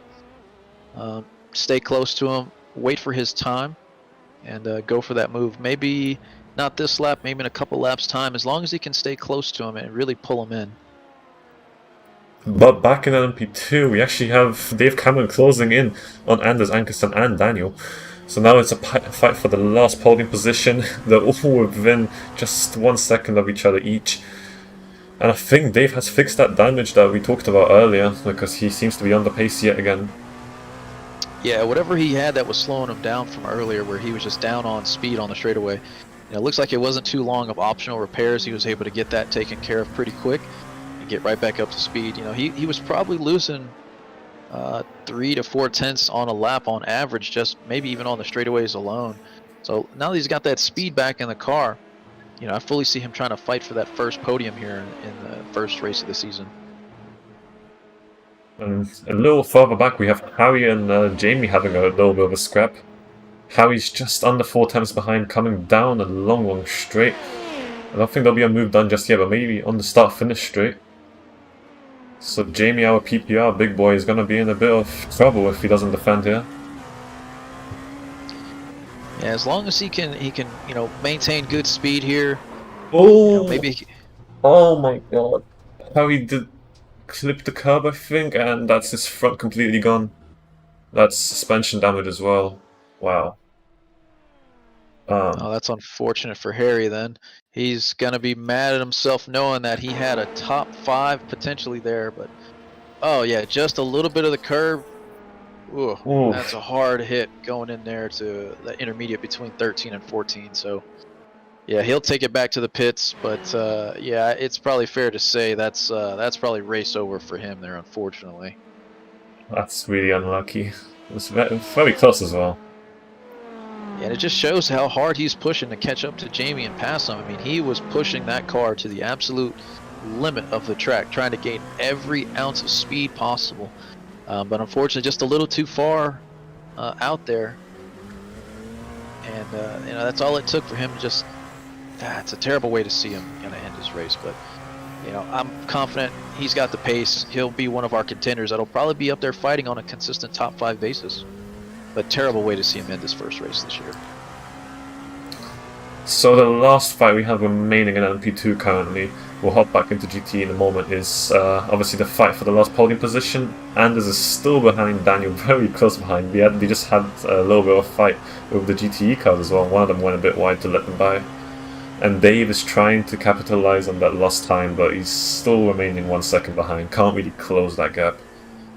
Yeah, I think traffic might have, caught Dave out there a little bit. Maybe he may have lost a little bit of time trying to get through, I think, maybe a couple of GTE cars there. And to Daniel's credit, I mean, he is not succumbing to the pressure right now. He is just maintaining a very high level of pace, and he is not letting Anders with any opportunities to pass him. But for Anders, him and Daniel looking pretty comparable on pace right now. So if he can force Daniel into a mistake, maybe just get him to look in his mirrors just a little bit into a braking zone, something that can help him close that gap there and get that last podium position.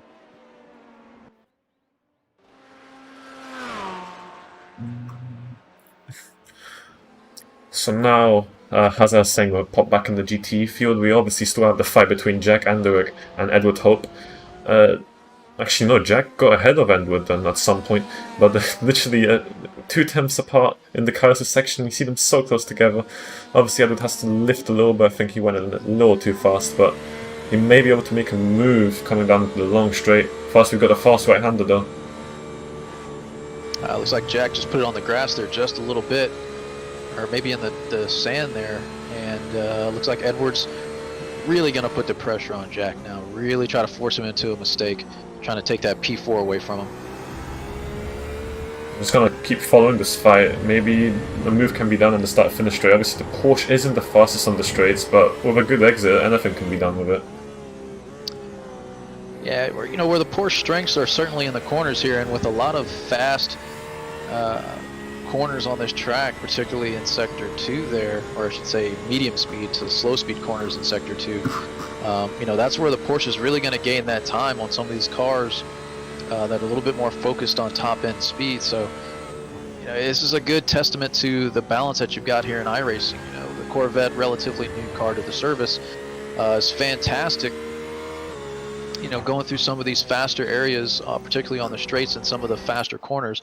But the Porsche being just as decent, if not better in the low to medium speed. So it really balances out the characteristics of these cars in terms of BOP.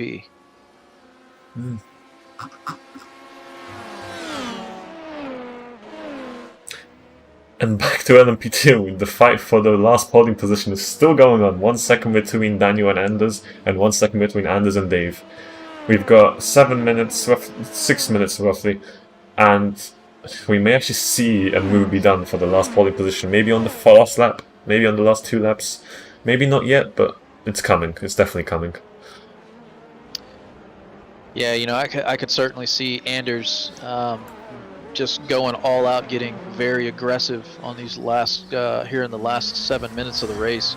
I should say last 6 minutes of the race, to try to close that gap by any means necessary. Oh wow! And for Daniel, speaking of aggressive, wow. Sorry to cut you off there. Anders just went quite deep. Dave nearly followed him, but Anders took it to the left with some counter steer, and Dave is now in P4. Anders is alive, but that was unlucky taking some grass. He took a slide, had to counter steer to keep the car together and not spin out, and he had to go in the grass. That's unlucky. Almost like a little bit of a synchronized off-track moment there from both of them. So for Dave, the good thing there is that Anders didn't, wiggle himself back onto the track right in front of him. So that really was kind of lucky for Dave, that where Anders went off was kind of in a good spot for Dave. But now the challenge to Dave is, can he catch up to, match, and then dispatch Daniel there and get that last podium position? Looks like Jamie's back in the pits again. Either he underfueled or maybe had a little bit of damage somewhere. I'm not sure if he actually pitted on time. Maybe he took not enough or boxed a bit too early. Because I don't remember seeing him too high up the field. Oh, Dave is off. Oh no, sorry, not Dave. It's a GTE car, and he does end up collecting Anders. Dave went through, but Anders is in the pits, had to tow. That's unfortunate for Anders. We've got the replay of that. He's probably going to be pretty frustrated at that one. Oh, yeah, that's just... Yeah, that GTE, unfortunately, just in the worst possible space when he came on the track. And it looks like the GTE is trying to keep his brakes held, but unfortunately, he's right there across the racing line and kind of a narrow turn 1, so really nothing Anders can do. It's a terrible thing for Anders there. He was doing fantastic. Definitely had a P5 top 5 position going, so yeah. That sucks for them. Looks like Derek just lost the back end there, unfortunately. And yep. Oh my, there's been contact between Dave and Edward Hope. Edward Hope was going slow by the side of the road, not sure what happened, and Dave just maybe hit him, I'm not sure. That looked like a very large contact, since the car of Edward Hope went really high up in the air. Oh, yeah, it looks like Edward was trying to stay off the line there. Yeah, oh. Wow. Oh my. You'll see in just a second. That's unfortunate for Dave, but he should have enough gap between him and, I'm probably going to pronounce his name not properly, but Walter. But he's got enough of a gap there. He doesn't have to worry about, you know, potentially losing that P4. But yeah, it's terrible for Hope. I mean, he's clearly trying to stay off the line there. You know, we'll see what comes of it if these guys report these incidents to the stewards, and you know, if they need to take a look at it after the race. I'm not really sure what happened there. Maybe he was just not expecting it, but it didn't seem like it was massive contact. He just lifted the car up for some reason. But the gap between Ruta and Dave is actually 10 seconds, so I think Dave is safe for now. We've got 2.5 minutes left, so that's 2 laps, I'd say, with the white flag lap. Yeah, Dave should be pretty secure there in P4. Not too much of a challenge there coming from Wutzer in P5. So, yeah, it kind of looks like we've got a couple, mostly a procession here in the LMP2 category. Daniel is trying to close in on Tom there for P2, but that gap's been staying pretty consistent there at about 1.5 to 1.8 seconds. So, you know, it looks like that pit stop strategy has proven to be quite the smart thing there for Thomas there, and really to get ahead of Daniel, knowing that they were pretty similar on pace. But it looks like it's getting pretty spicy back in the GT category between Richard and Edward, one of the other Koch brothers. Richard did actually get the move done, and I don't think Edward was really defending. He must have some massive damage there. It didn't seem that big on the replay, but it's if he's not defending like that. And Edward's gone off track. Didn't hit the wall, but he went in far too deep there. Yeah, it looks like he's probably got some pretty substantial rear end damage. Looks like his left rear quarter panel is pretty smashed in, so he's probably got oversteer all over the place everywhere he goes into between the acceleration and particularly these braking zones. Yeah, he's probably just going to try and survive as he goes through the rest of this race just to finish. Well, we've got 1 minute remaining. I'll come on board with Alex Go, our current race leader and current LMP2 class leader, as he leads the field with a solid gap of 17 seconds across 45 minutes. Well, nearly 45 minutes. Yeah, Daniel and Thomas they're not too far off of his pace there. I mean, Daniel there with about a tenth and some change, a little bit faster than Alex, but yeah, I think Alex has probably backed off a little bit. You know, he knows that all he's got to do is keep it smooth, and he'll come to the checkered flag here pretty quickly. No need to push unnecessarily. So it looks like Alex, barring a commentator's curse, is going to be our first LMP2 class winner in race 1 of season 1 here. So we've got 8 seconds on the clock, and there's just a few corners, so I believe this will either be the white flag lap if it isn't already. I'm not sure if we can see that. I believe this will be the white flag lap though. But we do have Jamie and Josh getting quite close together. Maybe a move can be done on the last lap, but I don't think so, with some traffic as well. Yeah, Alex should be able to, when he comes across the line, that should be race over there. Yeah, that's the checkered flag. Race over. So he's going to be our first winner in LMP2 this year. It looks like he's going to be followed up pretty closely. Well, I wouldn't say close, because 18 seconds is certainly not there, but looks like Tom will be coming in P2, followed by Daniel there in P3. You know, DaveCam, P4, Chris. Although it looks like Chris, according to the timing change, looks like he may have gotten up a little higher. Yeah, he's in P6 currently, so I will actually believe that. And Reese does win GP class like we expected from the front. Although he has to still finish his lap, but P2 has finished their lap behind. So, yeah, that's P1 for Alex in LMP2 and P1 for Reese in GT. Yeah, so, you know, great race there for Alex. You know, put it on pole, got the win, and I dare say when we look at the final standings and race results, he may have gone for the full-on trifecta of fastest lap as well. So a great way for Alex to start off the season with a pole, victory, and potentially a fastest lap. So we're just waiting for the last few people to come across the line, and then we should have the results. It's been quite an interesting race. Most of the people that I expected to be fighting for the win actually ended up a bit unlucky. Anders and Harry, to name a few. Still, though, a very clean race, though, at the start. I mean, very well behaved by all of our runners in both classes. You know, everyone was very courteous, very respectful going into turn 1 and turn 2. It looks like once the field kind of bunched back up, though, going into turn 3, we saw our first little bit of carnage there in the LMP2 category. Looks like a 3 or 4 car incident there, unfortunately. You know, as we were going past the Moraine sweep down into P5. So still very good, I think, from all of our runners. And, you know, I think the guys who got on the podium will be pretty happy with their performance, particularly the guys in P2 and P3 in class category respectively. So, you know, they should be pretty happy with that. Yeah, definitely. We can see 2 teammate cars between Jake and I believe that's... Who is that actually? I forgot the name, but 2 teammates driving back in formation. Jake is the last one to finish the GTE lap, I believe, and that should be completely raced over. Actually, no, I'm wrong. We've got the results already, but we'll watch them back. Heading back to the pit lane in formation nicely. Just like the silver hours in F1. Yeah, it looks like Jack and one of his partners in crime there, you know, just going to do a quick little formation, you know, just to some of the other colleagues here in the GTE field to say that they are here and they're here to win. So I think they're, you know, just kind of a little small statement to everyone else in the field that, you know, they're here to race and they're here to win.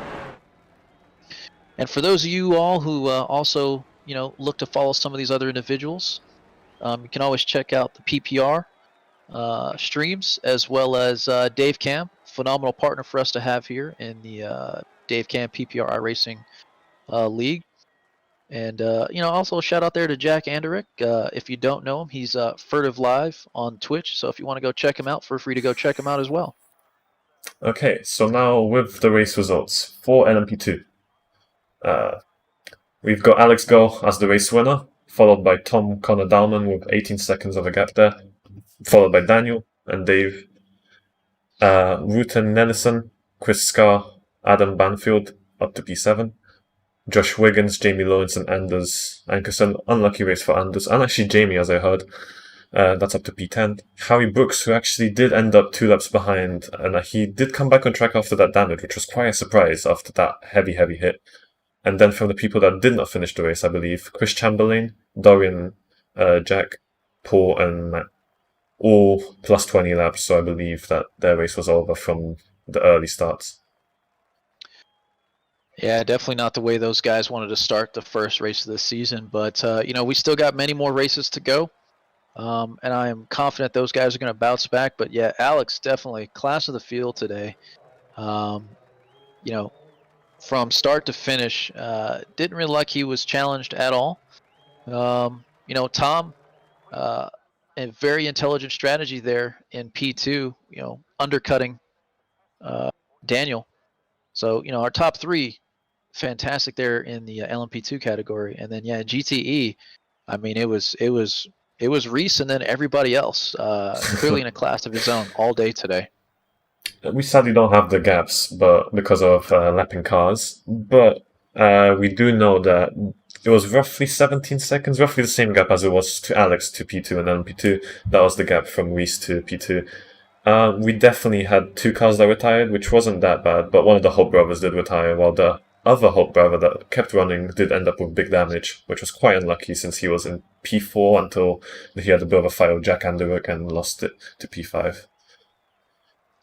Yeah, you know, unfortunately for a few guys this race, but just like some of our runners in the LMP2 category, you know, I think they'll bounce back. You know, it's unfortunate their races kind of, you know, ended the way they did today. But I'm fully confident, you know, this is going to be a great field. It's going to be a great season here in Tier 1 and also as well in Tier 2 and Tier 3. So I'm looking forward to the rest of the season. Okay, so just for the formalities, I'll run down the GTE grid. It was Reese, Bu, and Dan for the podium. Jack, Chris, and the other Jack in P6. Richard, Edward, and Remigjuice for P9, up to P9.